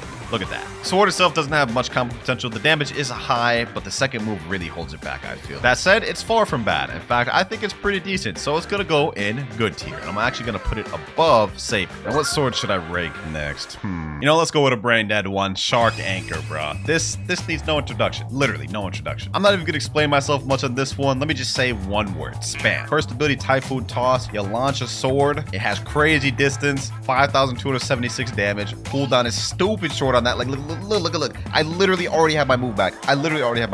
And look at the ranges this could go. Look at that. Range is insane on that. The damage is insane. It breaks Ken on impact. And let's get into the second ability. Armor Breaker. Also breaks Ken on impact and leads into the first move. Look at this. Boom. Typhoon Toss. Combo potential. Start lands on the God Human. It's even better with Sanguine. Works with WinterKloudz as well. This is literally one of the most versatile swords in the game. Straight godly tier, man. Straight godly tier. And I ain't arguing with anyone on that. I'm just not. You know, there's actually something I want to change about this list. I know I put Soul Caning good, but I low-key think he down in Like, I just realized there's no way I can say Soul Cane's better than Saishi and Hollow Sight. Yeah, this looks a lot better. Anyways, moving on. Next sword we're going to get into is actually maybe a bit of a controversial one, but hear me out. Midnight Blade. This is one of the coolest looking swords in the game, in my opinion. I mean, just look at the modeling. Like the model of the sword is fire, especially with my lightning blessing on it. And as for the abilities, I mean, look at this. Portal opening.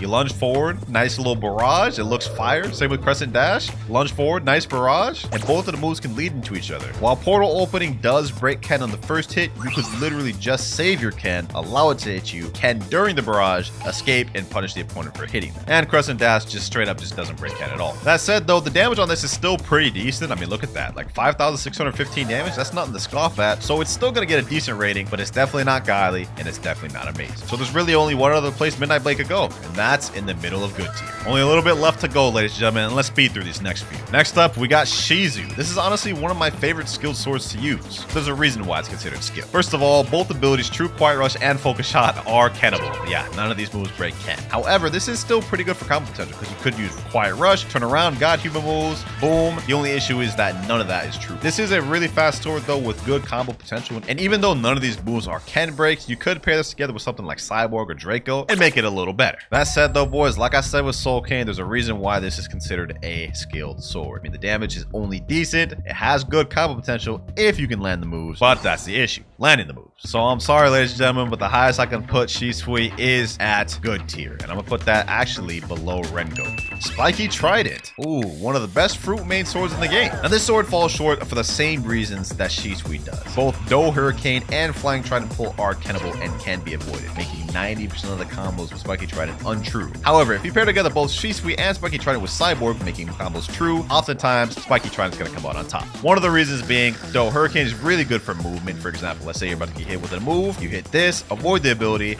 and do that. Second one for combos. Spiky Trident pull starts so many combos, especially for fruits. And if you pair it together with Cyborg, it becomes really deadly. I like to call Spiky Trident the combo creator. I'm going to be honest, there's like literally countless combos with this. For me, in my opinion, it's going straight amazing. And now we get on to one of the swords that I ranked really low last time, but this time I've actually adjusted it a little bit. Fox Lamp. Last time I was sleeping on Fox Lamp, but I see the potential now. Let's just get into the abilities. First off, we have Scorching Azure, which if you hold it, you don't ever want to do that by the way, and let it go, it stuns the enemy for multiple seconds. Now the damage is not that good, being only 4,800. The good thing about this move is that it actually breaks Ken on him. So let's say you're fighting someone who likes to have their Ken all the time, you throw out one of these, and then you start a combo. And since it broke their Ken, they won't be able to activate it again for a few seconds. The only issue is if you're fighting against someone who's smart, they'll wait for you to land this move, then turn on their Ken and avoid all the barrage. So it's not perfect, but it is good. Second ability, Internal Firestorm. You can either hold this ability, which has a long medium range fire, and a lunge at the end. That part is Ken triggable, but there's two variations you could do. Instead, just tap it and hold. This part does break Ken, making Fox Lamp technically have two Ken breakers on both abilities, along with decent damage. Hey, all things considered, due to the damage alone and Ken breaks, in my opinion, Fox Lamp has got to go an amazing tier, but it's definitely not good enough to have God.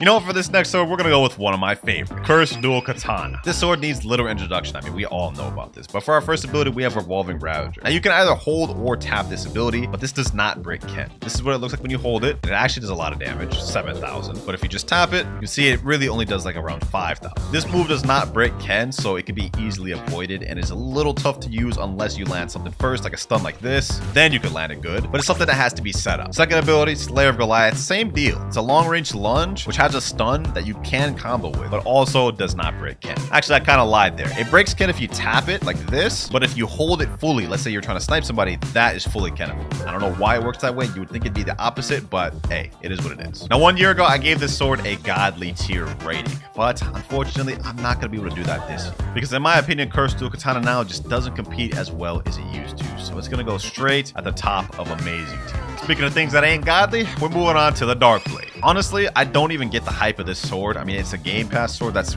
really not even that crazy. I mean, both abilities, 1000 strikes and Dark Air Slash are kennable.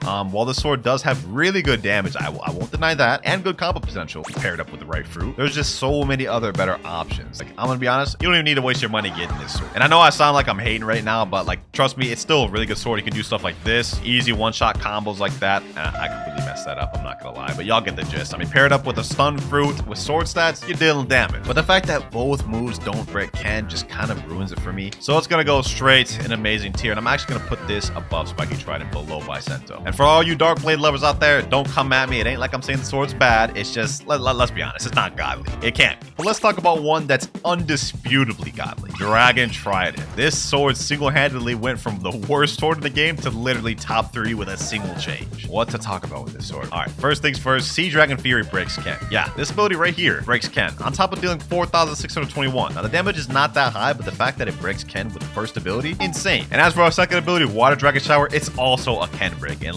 just look at this AoE, bro. Just look at this AoE. Look at that. Look at that AoE. You could probably close your eyes and guess where the enemy is at. You'd still probably hit him with that. And because both moves break Ken on impact, this makes starting combos really easy. I mean, you could literally just walk up to an enemy and do this. Boom, boom. They're dead. And then, like, you know what? Just repeat it. Especially if you have Ghoul or Cyborg. Just do that all over again. Cooldowns are really short too. It's honestly baffling. The one thing this sword struggles from is air camping. It's a very ground-based sword. I mean, Water Dragon Shower works best on ground. That said, though, that doesn't mean you can't catch air camping, because you can also do this. You can aim this up in the air, and it'll shoot them down. And if you can catch it, that also starts combos. Not much else for me to even say about Dragon Trident, to be honest. It's super brain dead, super easy, and just insane. It's going straight godly above Sharky. Only 6 swords left to rank. And next up, we have an interesting one, Tushita, a sword that's actually not really used that often that I think deserves a little more recognition. Why, you may ask? Well, both moves break Ken. Heavenly Lunges right here is a really good move that breaks Ken and does good damage. I mean, 6,230, very good. Also, did I forget to mention it breaks Ken? Pair this together with something like Songwind, you're gonna be creating some deadly combo. Next up, Celestial Ravager. This move is the more mid one. While it does break Ken, the damage is not as good, and I mean, the range is just limited, which I feel is what really holds this sword back. But this is where you add in items like Soul Guitar, Sanguine Art, and Portal, really make a full, complete build. I mean, I'm not saying it's godly or amazing or anything like that, but I think Tushita definitely deserves to be at the top of good tier. I mean,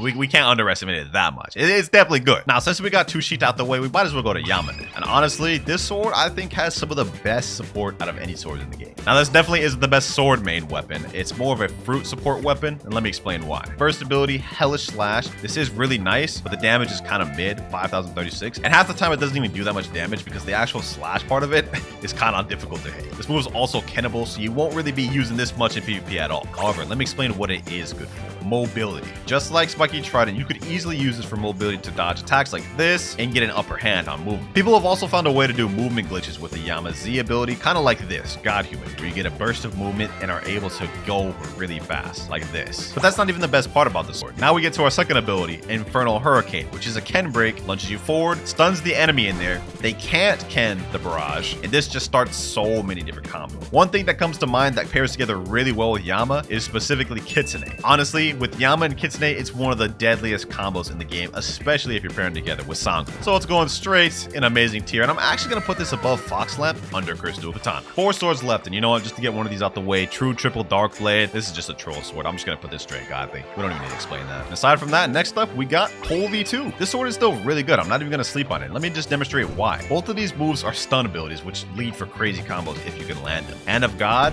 stuns them. You see, it stuns them there for a second, allows you to use ability. Electric Prison, well, as the name literally says, it's a prison. It stuns. So both moves are really good with stun. So you could really use this with certain builds like Portal or Rumble, just to create crazy combos. Like, look at the Hand of God, boom. They're just stuck there, and they're just dead now. That said, the lack of range and lack of damage definitely leaves something to be desired, and the moves have a bit of end lag, like that. So if you miss it, you're definitely gonna get punished hard. So in my opinion, Pole's second form can only go in good tier, but I'm actually gonna put this above both Midnight Blade and Twin Hooks. And now we get to the last 2 swords, ladies and gentlemen, True Triple Katana and Dragonheart. Now, first off, we're just gonna get Dragonheart out the way. This is the newest sword in the game, but let me just say the combo potential on this one is kind of low. Not that there aren't combos, but I feel like this is definitely more of a spamming sword. For example, Internal Catastrophe, you can throw this out, it is very quick and Ken breaks and launches them up. Second ability, you go Draconic Blitz. It's a really big AoE, which does a lot of damage and has a lot of spread. I believe both moves break Ken on impact. However, with Draconic Blitz, you can activate Ken to avoid damage while you're in it. Honestly, if you ask me, the best way I can describe Dragonheart is it's kind of like a worse Shark Anchor. Less combo potential, but more damage. I'm personally going to put it at the bottom of Godly, actually above True Triple Dark Blade. And last but not least, ladies and gentlemen, True Triple Katana. There's honestly not much to say about this one. I'm just going to go ahead and straight up put it at the top of Godly. It's the best sword in the game in my opinion. And just to give y'all a brief explanation, while the first move, Wolf Fang Rush, may not be the craziest, it is kennable,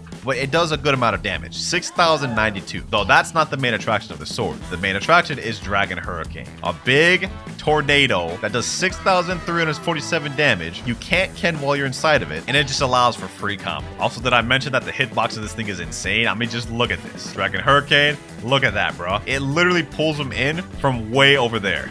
This sword holds so much damage. It holds so much brain deadness. It has one of the easiest one-shot combos to pull off, like literally a new 2.5 million bounty player could do. There's literally nothing bad about this sword, honestly. And I ain't gonna argue or debate with anybody on that. This is the complete sword tier list. Honestly, Godly, you could argue a lot of these. I mean, this isn't fully ordered, but everything else I would say is ordered. Now let's get on to the gun tier list. Here is the complete gun tier list. We have Soul Guitar, Dragonstorm, and Venom Bow in S tier. These are the top 3 guns in the game, in my opinion. You could really argue Dragonstorm above Soul Guitar, or the opposite. These is not really ordered. A tier, we got Kabucha, followed by Magma Blaster. I think Magma Blaster is insane. Just have to have the right builds with it. Followed by B tier, we got Acid Rifle, more of a skilled gun, and then Dual Flintlock, and then everything else after that is just kind of mid. That there is every weapon ranked worst to best in Blox. Let me know what you guys agree or disagree with. I'm down to debate in the comments below, but honestly, I think we did a pretty decent job. Starting with combat. Now, this is the only fighting style in the game that only has 2 moves, as you guys can see down here, and this is also the base default one that everybody starts with. So as you can imagine, it is probably not that good. Now, in terms of how cool this fighting style is, it's not gonna get much points there either. As you guys see, the first move, Quick Tackle, it's yeah, that's a tackle. Doesn't really do much damage and also has like no mobility. And then next up we have Ground Smash, which doesn't have much range, and also the damage is just kind of mediocre. Speaking of which, let's look at the damage on the M1s. Not very good. Keep in mind, I'm also not max level, but even if you were, it would be the lowest one in the game. So yeah, the fighting style is not very cool. I mean, like that,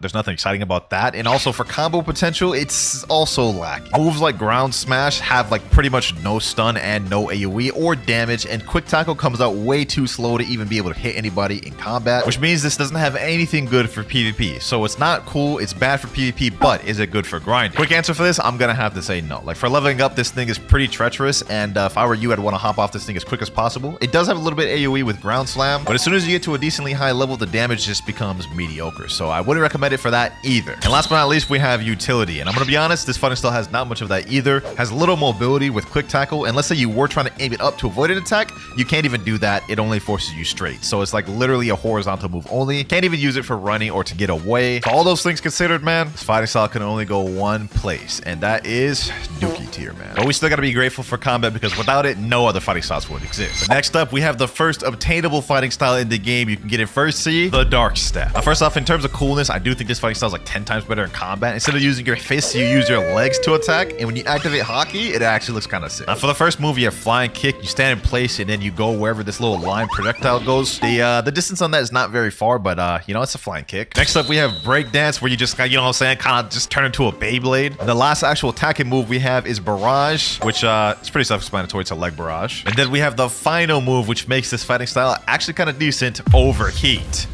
Sir. We actually get a transformation in this fighting style, which improves all of our moves. For example, Flying Kick now, boom, has an impact with fire damage. Breakdance, now that thing just looks 10 times better. And last but not least, Barrage, the damage is also increased. So in terms of coolness, this thing is actually pretty cool, but is it good for grinding? For an early fighting style, it's actually not that bad for grinding. You could bunch NPCs up and use moves like Barrage to deal some actually decent damage, as well as Breakdance. And the overall damage is not that bad. Like, look at this, one click, 1500 M1 damage. And that's with max melee, by the way. But that said, grinding is where this fighting style is at its best, because for PvP, it is just mediocre. While the fighting style does have some good utility with moves like Flying Kick, being able to get away like that, it does help for running. In terms of PvP combo potential, it is just non-existent. Moves like Breakdance have very little range. You would have to lock someone in place to ever land that in PvP, and the same is true for Barrage. And it definitely doesn't help that this fighting style has no long range moves other than Flying Kick, which just comes out very slow and doesn't go very far. So for PvP, this is gonna get like a very low score. So for PvP, I just would not recommend using this fighting style whatsoever. All things considered though, even though it is a lot better than combat, it's still gonna have to go in bad tier. For this next fighting style, we have the electric fighting style next. This is the second obtainable fighting style in the game you can get, which will cost you about 500,000 bells. But is it worth that money? Now, I can just say off rip, in terms of PvP, this fighting style is no better than Dark Step. While we do have cool M1s that deal even more damage, 1901, the moves themselves are not that good. First up, we have Stomp, which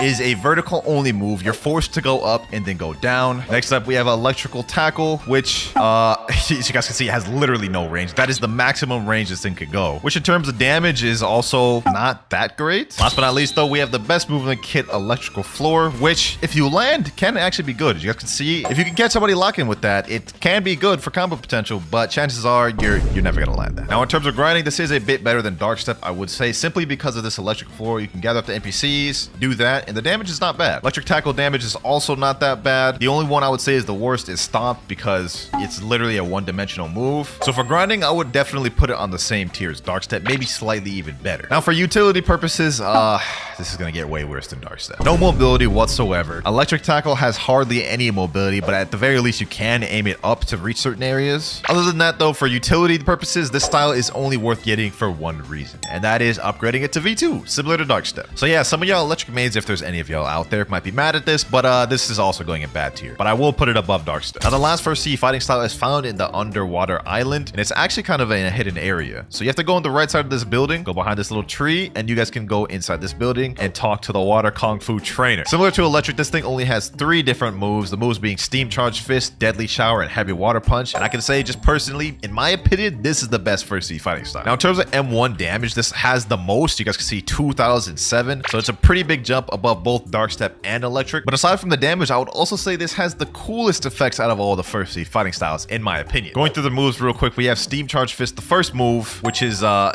powerful punch, doesn't really have much effects. But for the second move, deadly shower, it introduces something that none of the other first sea fighting styles has, and that is a projectile based move. So when you use it, you guys can see you hold this right here, and when you let it go, it shoots a barrage of water bullets, which in my opinion looks pretty cool, and it has good range. Last but not least though, we have heavy water punch, which is essentially an upgraded version of the first move. But would you be surprised to know that this fighting style also has some pretty decent utility? You guys can see if you use heavy water punch, it actually has some decent mobility, which can help you for running and just overall grinding. Now all that said, similar to all the other first sea fighting styles, this thing doesn't have much combo potential, but I would definitely say it's the best for PvP due to heavy water punch having long range and having a projectile based move with deadly shower. So while it's still going in the bad tier, it's definitely gonna go at the top, man. But that is all the first sea fighting styles out the way. Now it's time to move up to second sea, and let's see how good those ones are. The first obtainable fighting style in second sea you can get by talking to an NPC in this area right here. This boy named Sabi, and the fighting style is the Dragon Breath fighting style. Look at that stance. Now to obtain this, you only need 1,500 fragments, so it's pretty cheap. And similar to every other fighting style in the game other than Dark Step, it has only 3 moves. Now in terms of visually, this fighting style actually has some cool effects, especially when you click. You guys can see it does like a little fire effect, kind of matching the dragon theme, you know what I'm saying? And that also fits with the moves. For example, Dragon Rush, boom, boom, 2 steps forward hits, and then it also has like little dragon fists with it. Next move, we have Dragon Flames. Last move we have is Dragon Explosion, which is pretty self-explanatory. It's just an explosion. Now in terms of grinding, this fighting style is actually pretty good. The damage is nice. Like look at this, M1 damage, 2,227 per hit, decent boost above the water kung fu. And to be all fair, this thing is not too bad for PvP. It could definitely be utilized if you have a stun fruit like ice and hit him like this, you know what I'm saying, and hit him with all your stun abilities. You could definitely catch people lacking like that. But the issue with this fighting style is it doesn't really excel in anything. Like it's decent for grinding, but there's definitely better options out there. And same with PvP. To even make it even useful in PvP, you have to run a specific type of fruit. Not to mention every single move you use locks you in place. Like this has crazy startup. Same with this move right here, also locks you in place, and this third move locks you in place. So if you're using this out in public, you're definitely about to get punished hard. Last but not least, utility. This thing doesn't really have much utility. While it does have decent mobility with Dragon Rush, you guys can see distance goes pretty far. The only thing I would say this fighting style is really great at is fighting sea beasts. The damage this fighting style puts out makes it not bad for fighting sea beasts in all honesty. But all things considered, even though Dragon Breath does have the highest damage we've seen so far, in my opinion, it is is still not better than Water Kung Fu, so I'm gonna put it right below that. I feel like I just made a lot of Dragon Breath mains mad, but hey man, don't kill me, bro. And for this next fighting style, we're gonna switch things up. For this next one, we're gonna go with one of the first upgraded ones of the video, and we're going with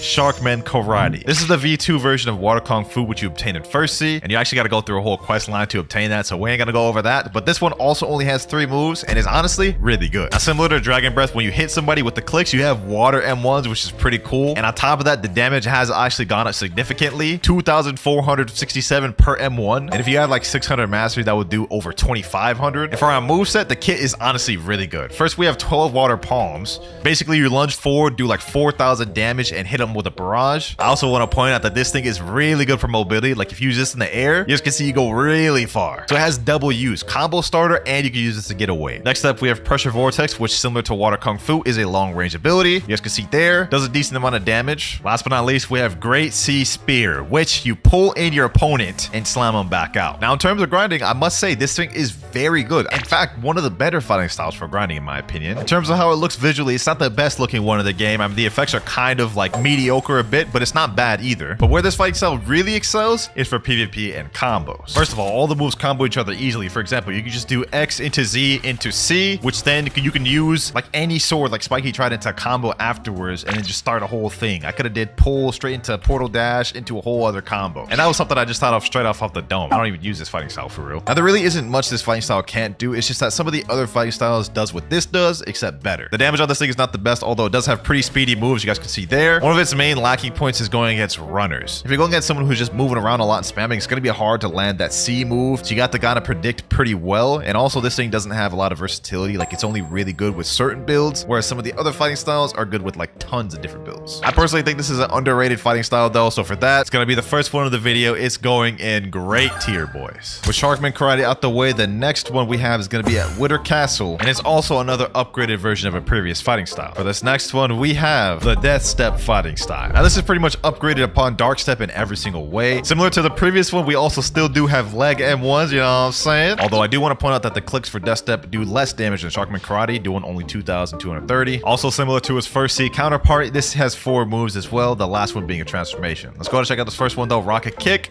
Boom. It's a long range projectile move, which does pretty decent damage. And I think this also hits multiple targets as well. Got a bunch of NPCs here. Let's use it. Rocket Kick. Boom. Yep, hits them all, but the damage is a bit mediocre. However, in turn, it has a very low cooldown, so it's spammable. Next move though, we have Wind Bullet, which is another long range projectile. Boom. That one has a lot more damage than Rocket Kick, so that's more viable. Third move, we have Vermilion Kick.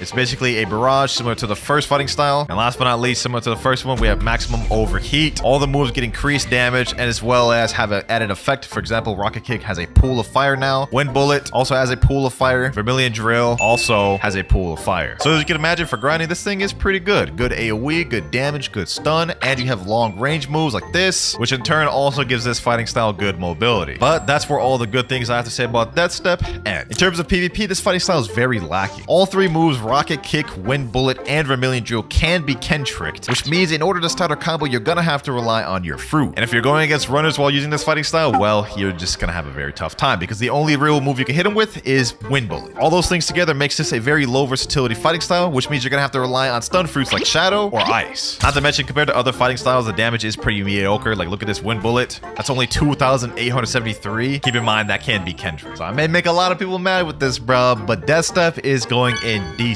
Comment down if y'all disagree with that one. I feel like there's gonna be a few ones that disagree, but that's just my opinion. Next up, we have the last fighting style that you can obtain in Second Sea, and you obtain it at the Snow Island. Now, to get this one, you actually have to go through this little secret patches right here, go down here and talk to this martial arts master, and the fighting style will be Superhuman, otherwise known as the skilled fighting style of the game. We got 3 different moves with this one. First one being Beast Owl Pounce, which is a really good move for combo starters. Basically, you lunge at them and do like a Dragon Ball Z barrage. Second one, Thunderclap. You stand still and do like an AoE shockwave, which knocks back enemies. Third move, Conqueror Gun, otherwise known as 6th Realm Gun. You stand still, boom, slam into him, which has high knockback. Now, in terms of grinding, I'm gonna be honest, this fighting style is pretty dookie. 2 of the moves are single target move, Beast Owl Pounce and Conqueror Gun. So the only AoE move you have is Thunderclap. Grinding is gonna be tough with this one. The damage on this thing is very good though. For example, Conqueror Gun deals 4,233 in Thunderclap.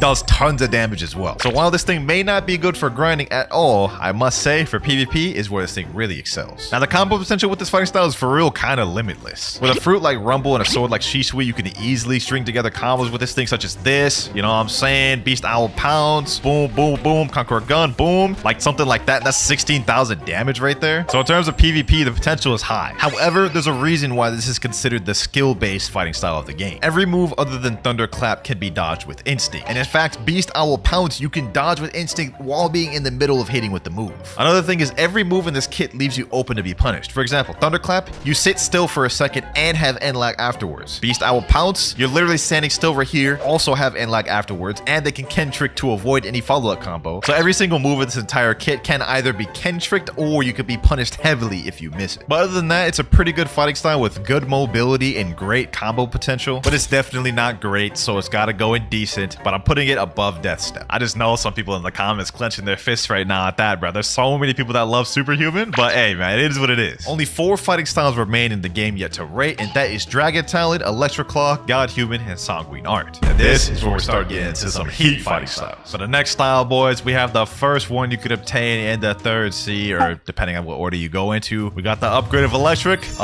Claw. In terms of visuals, you get some cool little claws on your hands with this, so when you M1, it actually has some cool like electric effects. But more importantly, let's get to the moveset. First one, we have Electric Rampage, which is a electric barrage, and it has a lunge at the end. However, you can use that quickly. Instead of holding it down, you could just tap it and it'll do this. Let your barrage, boom, instantly just do the dash. Damage on that is a bit mediocre, but what you use that for is the stun, which can lead into combos. Next up, we have Lightning Thrust.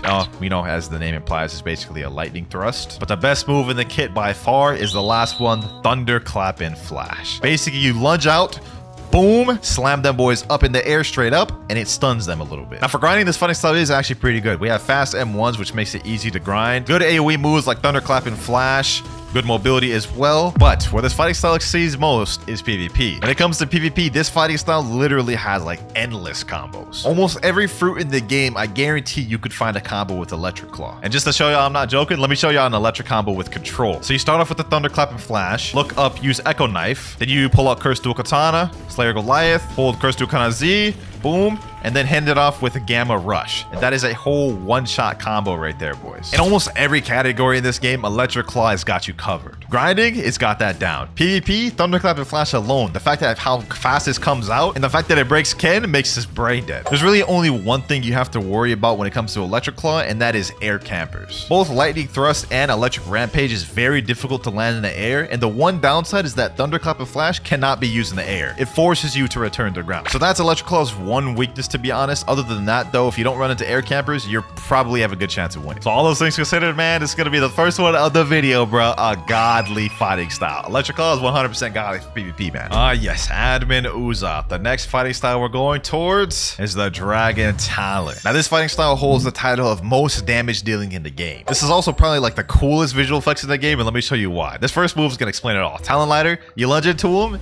and basically just incinerate them boys. Like, that is a fire looking move. Next move, Ember Annihilation. You basically shoot out a big dragon, which you can aim as well. Let me show y'all boys. If you use Ember Annihilation to do a little 360, you guys can see it curves around. So that's kind of cool. It's like a little like dual use to it. And last but not least, we have Infernal Vortex, which is pretty similar to the first Dragon Breath. You kind of sit still and do an ult out. So as you can imagine, based off the effects, this is pretty good for grinding. I mean, like, look at this. Boom, boom. You know what I'm saying? Infernal Vortex. Yeah, the damage is pretty saucy. Now, as cool as this fighting style looks, you'd think it'd be a godly one, right? Wrong. While this is a very good fighting style, it lacks in a few categories. Number one, mobility. The only mobility move this thing has is Talon Lighter, which you guys can see doesn't really push you that far. That's kind of like a medium ranged ability. Number two, dodgeability. Every single one of these moves, except for Infernal Vortex, which is the ultimate, can be Ken Trick. Talon Lighter, you can literally activate your instinct in the middle of the move, negating the damage completely. And the same is true with Ember Annihilation. The only move that can't be Kenned is Infernal Vortex. But the issue is, with Infernal Vortex, you have to stand here for 2 seconds before the move even comes out, giving your opponents literally ample time to either dash away, use parallel escape, flash step away, do whatever they can to get away. And the third thing that makes this fighting style not a godly one, all of the moves leave you vulnerable. You use Talon Lighter and miss, that has end lag that can allow you to be punished. Ember Annihilation and miss, again, more end lag that can allow you to be punished. And of course, Infernal Vortex, the ultimate, which has the most damn end lag in the world, leaving you very vulnerable. Now, I wouldn't say any of these makes this fighting style bad. I think it just makes it a little more skilled. You have to definitely be calculated how you use it, because if you miss, you are 100% gonna get punished. But the damage, how good it looks, and grinding capabilities alone makes this a 100% great tier fighting style, but I'm gonna put it under Sharkman Karate because that one has better combo potential. And with that, boys, we are on the final two of the video, God Human and Sanguine Art. Let me spin this wheel to see which one we do first, man. I can't decide.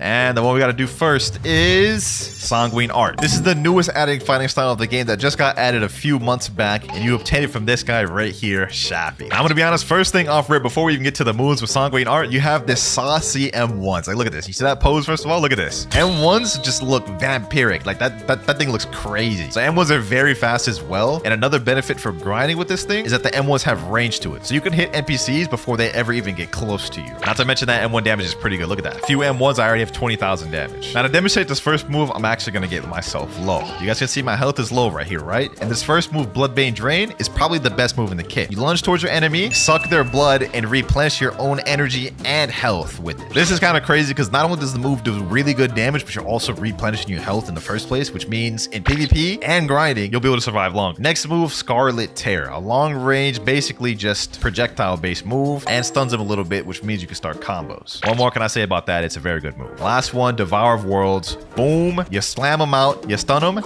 and it has a second attack, which does damage over time. Also, in terms of visually, like, I know I said Dragon Talon I thought was the best, but after looking at this, I actually changed my mind. This is the best looking fighting style in the game. So obviously, it's really good for grinding. That is just no question about it. But how good is it for PvP? You know, I'm not even gonna say anything. I'm just gonna show you all this combo. Look at this, boys. Look at this. Boom, boom, boom, boom. You know what I'm saying? Boom, boom.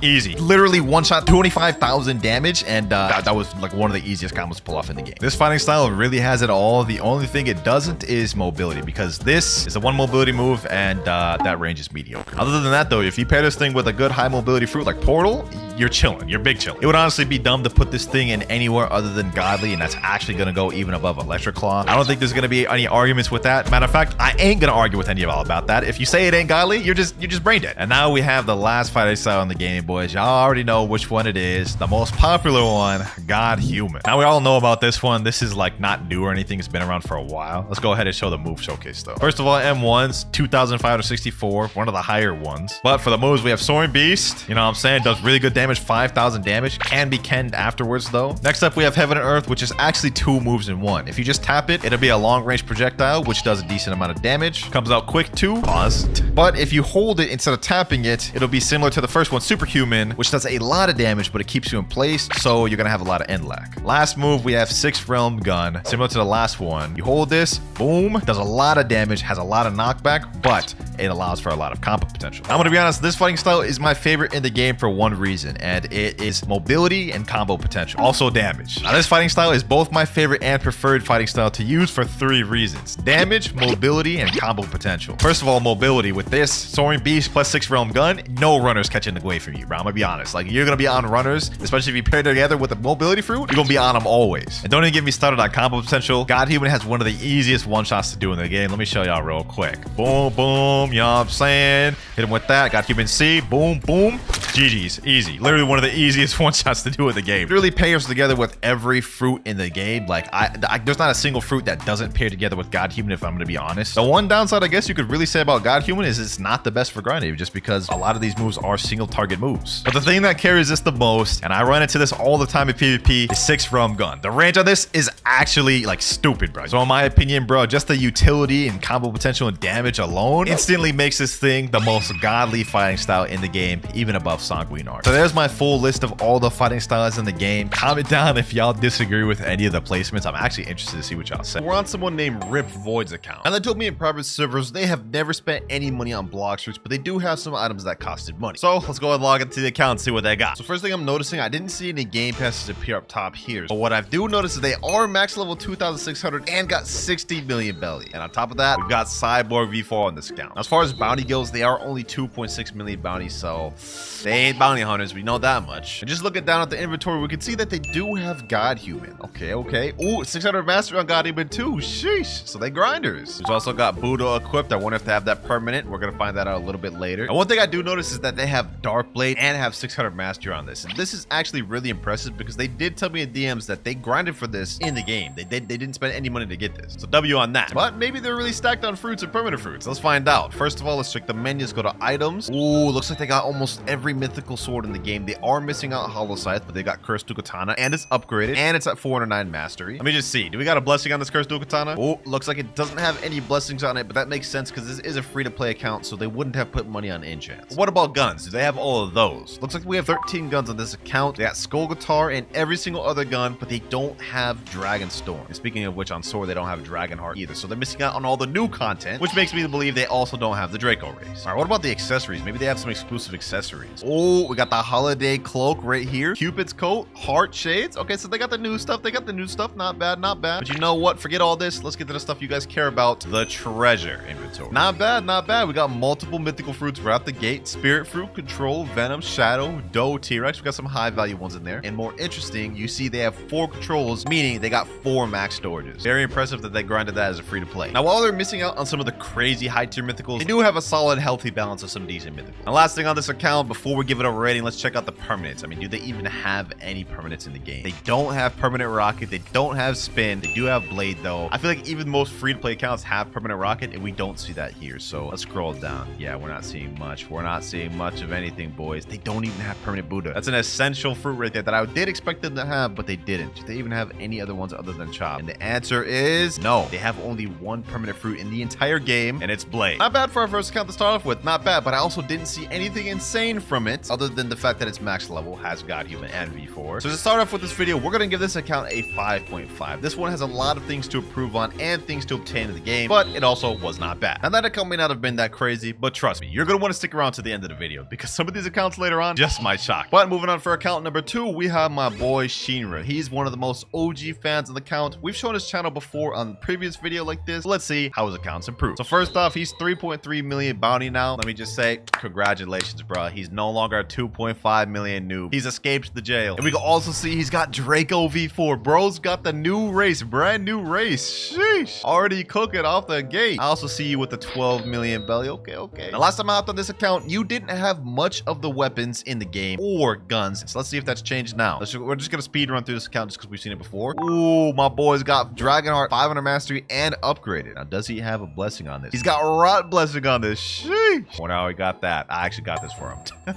As for swords, he does have every single mythical sword in the game, from Cursed Dual Katana all the way down to True Katana. And as far as mastery, CDK, he's got that 404 mastery, Dark Blade 292, Hollow Scythe 1 mastery. Okay, but he's slacking on the masteries. And the True Katana, you don't even got the final ability on True Katana. Oh my gosh, buddy, what are you doing, Shinra? Just grind it out. You're literally like halfway there. All right, you know what? Let me not judge. Let me not judge. Let's see, how much total swords does he have? 31, brother. He has less swords than the previous account. Let's check out his permanent fruits before we check out his physical fruits. He's got permanent rocket, the staple every person has. Let's see, what else does he have? He's got none of these commons or uncommons. He does have diamond though. That's interesting. He's got diamond. Okay, okay. I didn't expect that one. All right, let's scroll some more. He's got magma. I remember he won that in my tournament video. He's also got Buddha. So he's got the essential ones, including Portal, also essential. What else does he have? Okay, not many mythicals I'm seeing. He's got Yeti permanent. I also gave that to him. Kitsune permanent, also gave to him. Dragon permanent. Seems like he got all these permanents for me, bro. That's literally what just happened. But you know what? I'm not gonna hate on it. He has all the core essential permanents and core mythical permanents that you see typically throughout the game. Well, Shinra, so far your account has been pretty decent, but let's see if your physical fruits are even better. Let's go over to our treasure and we see, you got less mythicals than the other guy. Okay, we got Spirit, Shadow, 2 Mammoths, T-Rex, and Gravity. That said though, I think the last time I rated his account, I gave him like a 6.5 or something like that. I'm gonna bump him up to a 7 out of 10 for this because this is honestly pretty good.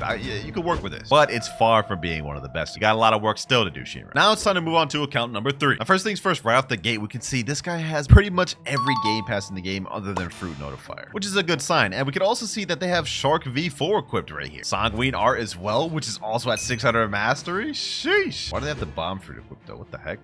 Another thing I'm noticing is that they are max level 2,600, but what is this money, bro? 2,300 belly. We can't even do a gacha if we wanted to. And as for bounty, we are only on 2.6 million bounty. But if we switch over to Marine, we will see they're at 3.9 million bounty. Not bad. And you know what? For this account, we're going to try something a little different. We're going to go through the permanent fruits first. So I can see right off the gate, they don't have rocket, spin, or blade, or spring, or bomb, or smoke, or spike. Okay, so they literally have none of the commons. But we do have flame. Okay. Not bad, not bad. Flame's not a bad permanent fruit. I mean, this one is like 550 Robux, so that's kind of cool. Scrolling down a bit, we have nothing. We do have light though. Okay, okay. What else do they got? Buddha, Phoenix, Portal, Rumble. Now, Rumble permanent. That's my favorite fruit right there. That's my main fruit right there. I like that. I like that. They just get extra points for that. All right, hold on. Let me chill. What else they got? T-Rex. Okay, not bad. that. Doe, Shadow, Venom. We got a lot of these mythical fruits. Gas. We got a Leopard too. Yeah, damn. Yeti, Kitsune, Dragon, and Leopard. They got the 5 core mythicals. On top of having a bunch of other mythicals too. Okay, we're on a strong start with this account. We haven't even seen the physical swords, guns, or fruits. Now, one thing that he told me that I'm not really going to go into and verify, he said he has every race on this account in V4. So this man put some grinding on this account. But looking at the swords, we got 39 swords in the game. This guy literally has every sword in the game. We got Dark Blade upgraded too. Hold on, let me see. Do we got any enchants on this? Okay, no enchants, but we do have it at 600 mastery. Let me see. Hold on. Vicento, 515 mastery. Saber, 230 mastery. This guy's a grinder. 400 mastery on Shizu, 255 mastery on Gravity Blade, 600 mastery on Dual Katana. We also got the new sword Dragonheart at 500 mastery. Buddy sword. Okay, doesn't look like we have any enchants on any of these. I mean, the only ones he had upgraded were these 4, and none of them had blessings. So far, all the accounts we've seen haven't had blessings, and this one is no different. But as for the rest of the swords, he has them all unlocked in the game, so that's pretty impressive. Now, as for guns, he only has 12, which means he's missing out on 2, and I can see that those are Dragonstorm and Bizarre Revolt. How you gonna have the new Dragonheart but not have Dragonstorm? All right, so far I've seen enough. Let's go ahead and just skim through this. Let's check his physical fruits. I mean, it can't be anything insane, right? 2 East Dragons? Okay, hold on,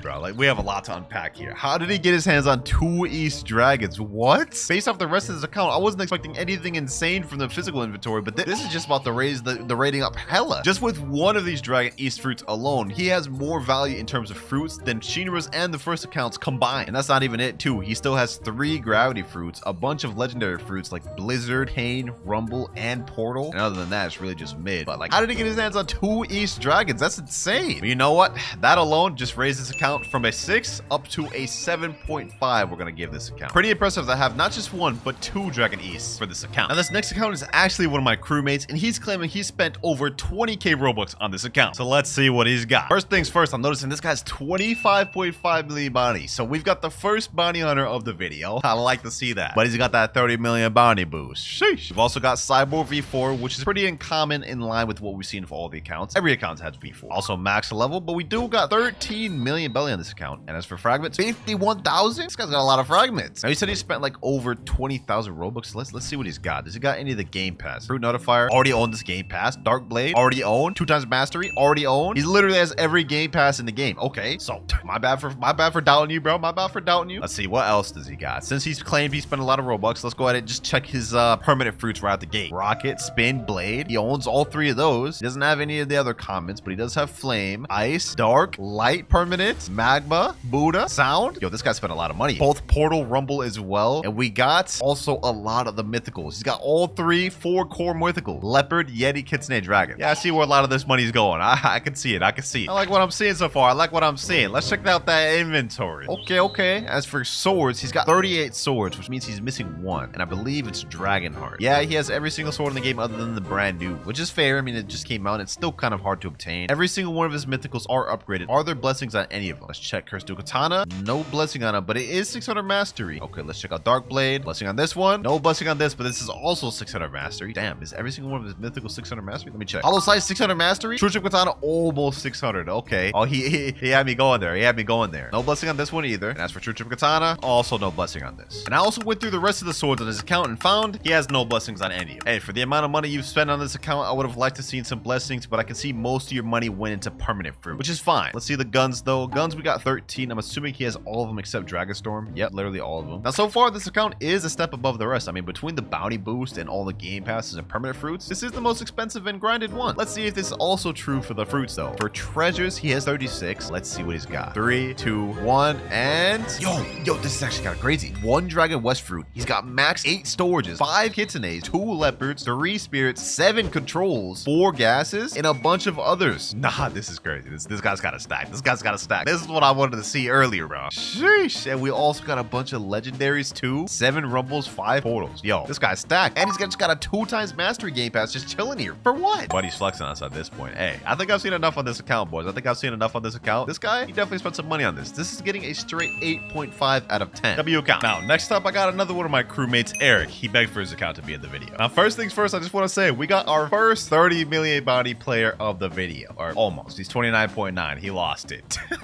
Now, my boy Eric has confirmed every race V4 and fully maxed out every race in the entire game. And he's currently got V4 cyborg equipped right now. It's pretty good. He's also level 2,600, but he's broke on money. I mean, only 270,000 belly and only 99 only 99 fragments. That's kind of impressive how low that is. Now, just to zoom through this one, he has all 38 swords in the game. Actually, he's missing one. I think it's Dark Dagger, but he's got basically almost every sword in the game. And I think he's even got some blessings on some. For example, Dragon Trident. I remember getting a blessing on this one. Yep, he's got a Rot blessing on this. Shark Anchor, if we go to Shark Anchor, he's got Frost blessing on this one and at 600 mastery. Crystal Katana, he's also got Frost blessing on this as well as 600 mastery. And Dark Blade, well, he's got not Dark Blade, but he's got 502 mastery on Dark Blades.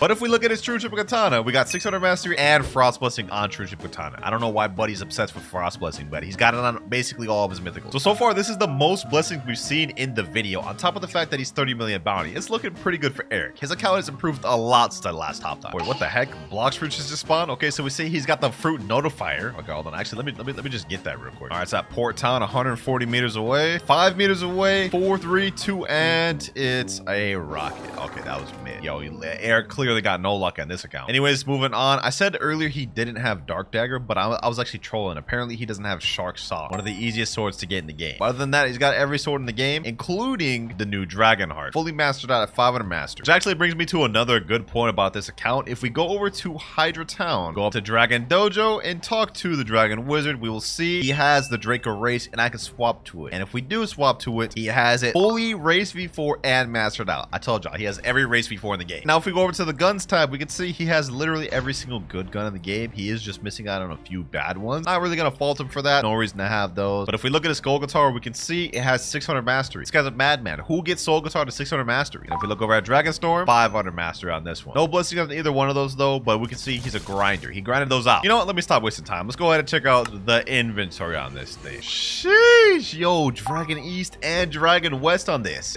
What? Yo, Eric, when did you get your hands on this, buddy? You've been holding out on me. And on top of that, he's got 8 max storage right here. Okay, he's also got Leopard Fruit, Spirit, 4 controls. He's missing out on some of the other high tier ones. Hey, overall, this is not that bad of an inventory, bro. I mean, these 2 dragons alone make it like insane, not gonna lie. But are the permanent fruits as good? Let's find out. First off, he's got permanent rocket, he's got blade. After that, we got ice, dark, light. He's got a few of these. Magma, Buddha. He's also got sound. He's got portal, rumble. He's got a bunch of these permanents. Dough, gas, spirit. Yeah, damn. Yo, Eric, bro.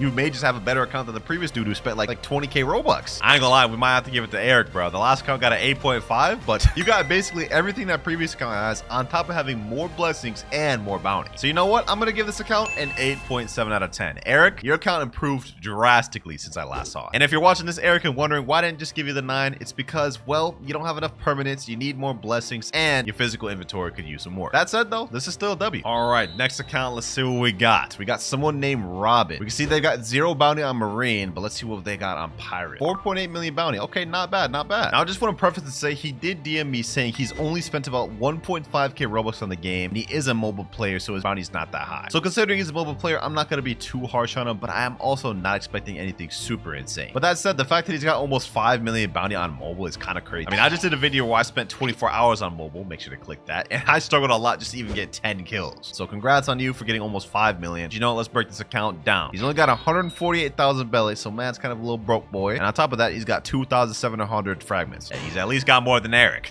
Imagine having less fragments than that bum. Moving forward, though, let's check how many game passes he has. Does he even have any of the game pass? 2 times drop chance. Okay, he does own that. Fast boats, he owns that too. What about 2 times the money? He already owns 2 times the money? Wait, how? All these alone is already more than like 1.5k Robux. What about Dark Blade? Does he have Dark Blade? He doesn't have Dark Blade. Okay, what about Fruit Notifier? He already has Fruit Notifier. Wait, hold on. Something's not adding up here. He said he only spent like 1.5k Robux on this account, but if you add all of these game passes up together, that's like almost 4,000. You know what? Let's just go ahead and make this quick. Let's see what permanent fruits he's rocking. Okay, he's got Rocket, Spin, Blade, the 3 trio of commons. He's got Ice. That's understandable. It looks like after that he's missing a lot, but he does have Buddha. He has Phoenix, Portal. Bro, there's no way. There's no way he only spent 1.5k Robux. Okay, after that he's missing all of these, but like this fruit right here, Dough, is already worth 2,400. The math ain't mathin', bro. I think we're getting more out of this account than we expected to. Now, the permanent fruits is not that good. I mean, this is in line with like the first 3 accounts we saw earlier. But maybe he's got a lot of the swords. Ooh, he's got a Dragon Toe skin, a Dragon West. Maybe he has a crazy inventory. Okay, Cursed Dual Katana, he's got 600 mastery and upgraded. Let me go ahead and check that thing out. Does he have any blessings on it? No, he doesn't. Okay, let's see how many swords does he have. 35 swords. He's missing out on like 3 or 4 swords. He does have True Trick Katana though. Now it looks like he doesn't have a lot of these swords upgraded. If you look at right here, Sharking, this little star means he's upgraded this at the blacksmith. And for those of you that don't know, if you don't have it upgraded, you can't add an enchant. So this guy has no blessings on any of his weapons. That said though, he does have a decent amount of them, but he's just missing a few core. Now as for guns, he's only got 10. I hope he at least has Soul Guitar. I mean, he has Dragon Storm down here. It'd be a shame if he ain't has Soul Guitar. Let's find out though. Oh, he's got Skull Guitar. Okay, so he's got most of the essential guns. Well, literally all the essential guns. He's only missing out on the bad ones. Not bad, not bad. For a mobile player, you're doing pretty good. You're doing pretty good. I mean, you got all the core permanent fruits, you got all the core game passes, all the good swords, and you're almost 5 million bounty. Hey, I'm thoroughly impressed, but let's see what he's rocking for these physical fruits. We saw he had a dragon token, so I'm expecting to see at least a dragon. And oh, okay. How you got a dragon token but don't got no dragon? He's got 2 controls, Doe and T-Rex. Okay, this is one of the more disappointing inventories we've seen throughout the video, but on the bright side, he's got 8 max storage. But I've seen everything I need to see. I'm gonna give this account a 6.5 out of 10. Definitely needs a little bit of work. Now boys, this next upcoming account we're about to log on has a supposed $800 value according to the owner. Let's see what he's got. This here is my crewmate's original Ice Babies account, and he claims he has $800 worth of stuff between the money he's spent and stuff he's been gifted. So first off, let's just do a quick little check. I mean, he better have every game pass in the game claiming something like that. Okay, yep, he's got that, he's got that, he's got that, he's got that, he's got every game pass. Makes sense. If he's making a claim like that, he better. You know what? Let's just check these permanent fruits. I mean, with an $800 supposed value, he's got to have close to all of them, right? Okay, rocket, spin, blade, bomb. He's missing out smoke, but that's just common. Okay, he's also missing sand, dark, diamond, light. He's missing a good amount of these uncommons. Yeah, he's missing a good amount of permanents. So I wonder where the money went then. He does have Kitsune and Dragon permanent. I remember gifting him this Kitsune. Yeah, he won that in a video of mine. Okay, so if he didn't spend his money all on permanent fruits, then it has to be probably either blessings or maybe fruit storages or something along those lines. We're about to find out. Let me just skim through this real quick. First of all, one thing he wanted me to check out was the mastery of all his mythical swords. So Crystal Katana, 600 mastery. Dark Blade, 600. Hollow Sight, 600. True Trick Katana, also 600. You know what? There's no way he has all the legendary 602. Let me check Bicento. 362. Yeah, okay. What about Buddy Sword? 401. Dark Dagger, 600 on Dark Dagger. Hold on. What else does he have on 600? Shark Anchor, 600. And it looks like after that, none of the other swords are 600. Hey, this man's a grinder, bro. He's got the most 600 mastery swords we've seen in the video so far. He's also got Skull Guitar 600 mastery for some reason. What? Okay, at least he only has Kabucha at 301. I would have said this guy doesn't touch grass if Kabucha was at 600. Now we checked the mastery, but we haven't checked out any enchants yet. Does this Cursed Dual Katana have a blessing? Let's see. Ooh, Fire Blessing. The first one we've seen in the video. Fire Blessing. I mean, Eric's had like 5 Frost Blessings, but it's nice to see this one. Okay, what about Dark Blade? Does he have one on Dark Blade? Doesn't look like he has one on Dark Blade. What about Hollow Scythe? Not on Hollow Scythe. He's got to have one at least on True Trick Katana, right? I mean, he's got it. Yep, Frost Blessing. Okay. He's also got Lightning on Dark Dagger. What the heck? And he's got, wait, that's a curse on his Shark Anchor. Oh, nah. Hey, that's saucy, bro. Look at that aura. Sheesh. Hold on, I gotta see what that looks like when you hit something, bro. Oh, we got a Blox Roots Notifier. Hold on. Port Town once again, huh? And he gets a Smoke Fruit. Okay, that's the second damn combo we've gotten from Notifier. That's insane work. One thing I forgot to mention earlier is he is a 16 million bounty player, and as for money, he's only got 2.6 million, but he does have 38,000 fragments. Oh yeah, I forgot to mention, but he's a mobile user. He plays on iPad, so everything he's obtained on this account and grinded out, all on iPad. And other than that, on the account, all we have left to check is the fruits, and based on this inventory, this is actually kind of crazy. We got 1 East Dragon, 3 Kitsune fruits, max storage of 7, 4 leopards, 2 yetis, 4 spirits, 2 controls, 2 gases, 5 venoms, 5 shadows, 4 does, 5 mammoths, and 5 T-Rex. This is actually kind of crazy, bro. Hold on. So he's got every game pass in the game. He's got a stacked at inventory, a bunch of permanent fruits, tons of swords at 600 mastery, and he's 16 million bounty. This account is pretty fire. I can see where that $800 went to. That said, I'm going to give this account an 8.5 out of 10, being ever so slightly below Eric's. And the only reason being is that Eric's was 30 million bounty. He had slightly more permanent mythical fruits. Like, I think Eric had Spirit permanent. He also had Yeti and Leopard permanent, which Ice Baby's missing out on. Now, this next account is Trix HG. And in the DMs, they told me what was special about their account is they have a lot of money, all V4s, mostly all swords, 600 mastery, and every every material in the game is maxed. You know what? Let's not even look at this in a conventional way. Let me just go straight to items. Let's go to valuable. Then let's scroll down. Let's see this. Okay, he's got 44 green toad berries. What the heck? Look at all these damn berries. 95 metal scrap, 99 yeti fur, 99 wood planks, 99 magma ore, 99 leather. Bro, he's literally got like most of these maxed out. 99 mythic droplets? What? Okay. Yo, this guy. Yo, there's something wrong with this guy, bro. There's something wrong with this guy for grinding all this out. He also said he's got almost every sword of 600 mastery. Let's just check that. Okay, crystal katana obviously 600, 600, 600, 600 here. What the? Yo. It's still going. It's still, bro.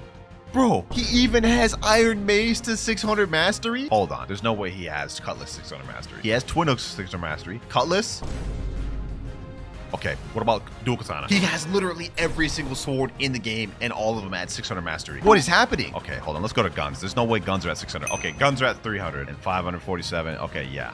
Okay, yeah. So the guy, he's not that lifeless. He's not that lifeless to grind the guns out. But why does he have every single sword in the game at 600 mastery? Why? And I don't know if y'all noticed this yet, ladies and gentlemen. 202 million belly. Buddy, you only get a title for having 100 million. Well, you didn't even need to go that high. Like, what? But them fragments is kind of broke though. Only 1,800 fragments. Hey, get 100,000 fragments next time I log on this account. You know what? Let's just speed run through his fruits. I'm assuming he's probably gonna be something calm. Okay, yeah, this is not bad. This is not bad. We got Kitsune, Leopard. He's also got 4 max storage. Yeti, Spirit Control, Gas, Venom. Yeah, this is calm. This is calm. Nothing really super insane, but also not bad inventory either. I also just peeped he does have Dragon Permanent because I see this Dragon E skin, and he also has the Eclipse Dragon skin. So this guy's got Dragon Permanent. Maybe he's got a lot of permanents. Let's see. Oh. What the heck? Okay, so he's got a lot of these first permanents, but then he's also missing out a lot of these uncommons and rares. Okay, he has Buddha at least. He has Portal at least. He's got the essentials. He's missing out on a lot of them, but he does have a good amount of mythics though. Venom, Control, Gas, Spirit, Leopard, Yeti, Kitsune, Dragon. This guy's got like damn near all the permanent mythicals. Okay. What is this guy on a speed run to just 100% complete Blox fruits or something, bro? Like, what is this? I just checked too. He does own every single game pass in here. It's interesting he put all this time into getting 600 mastery on every sword in the game, but is only at 2.6 million bounty. Is this his alt account right here? Tricks HG2. That's funny, bro. That's funny. He's here just watching me. You know, let me talk to him. We say W accounts. He's saying, by the way, I got Draco. Sheesh, he's got Draco too? Damn, I didn't even notice that. He does have V4. He's got Cyborg V4. Now, you know what, ladies and gentlemen, despite the fact that his fruit inventory is not as impressive as the other ones, you gotta admit, the fact that he has every single sword at 600 mastery, I gotta give this a straight 9 out of 10. I mean, that's just straight grind right there, bro. First 9 out of 10 of the video. You put in work tricks, but also touch some grass, please. Now, coming down to account number 9, it's one you guys have seen me log on to plenty of times, but every time I do, he improves it drastically. And that is my boy Nutty's account. He has 24.4 million on Marine, but if we go on Pirate, it's straight 30 million. One of my strongest crewmates, Nutty. Let's check out his account. You know what, for this one, we're gonna speed run through it. Let's start off with his permanent fruits. Now, he's got basically every permanent fruit in the game almost. Like, I think he's only missing out on a few. Like, yeah, he's only missing out on Pain, Blizzard, and I think there's only one more he's missing out on, which is Gas. Other than that, he's got every permanent fruit in the game. That alone gotta make this close to a 10. Now, let's go to his swords. He's got 38 swords. He's missing one. It's Dragonheart. You know, it's new content. He's been slacking. Same with the guns. He's got 13. All he's missing is Dragonheart. Also slacking. You know what? We're not even gonna bother showing you guys anything else in the account. We're not gonna bother showing blessings or enchants or none of that. No, we're just gonna get straight to the fruit inventory, and y'all are about to see why. One thing you should know about my friend Nutty is he spends all of his time trading in Blox fruits. You guys are about to see the fruits of his labor. We go to treasure. You guys can see he has 5 Dragon East, 3 Dragon West, 31 Kitsune fruits, 101 leopards, 8 Yetis, 49 control fruits, and it keeps going on. 3 gases, we got 3 venoms, 5 shadows, 3 does, 5 mammoths, 4 T-Rexes. And if we click on the fruits to see how much storage he has, you guys can see 101 storages is what he has. And you know what the most impressive part about this account? He is completely free to play. He has never spent a single of his own dollar on this account. He either worked for it himself or got gifted to him, including all 101 of these max storages. I mean, look at this, boys. Like, this is just insane. How did he even get like close to 10 dragons, 31 kitsunes, 101 leopards, and 49 control fruits? I need someone to comment down the total value of all these fruits right here. Like, this has got to be like a trillion value or something like that, bro. Hey, all things considered, Nutty's account is getting a straight 10 out of 10. This is the first time you got it. I've always given you like a 9.9 or just shy of a 10. But hey, all these dragons finally hitting 100 leopards, the kitsunes, and the controls, straight 10 10. Now this account here is really impressive, especially from a free-to-play player standpoint, but I'm about to show you one that's even more impressive. This is Peko, otherwise known as the creator of the Admin Killer combo, and according to him, he has spent $0 on this account total. Now if we're just looking at his account at face value, I mean, he's a 30 million bounty player. He's one of the pro best players in the game. We see his build down below. He has, like, you know, a typical PvP. And looking at his inventory, you guys can see he doesn't have much. It's pretty much the polar opposite of the previous account, but what he does have is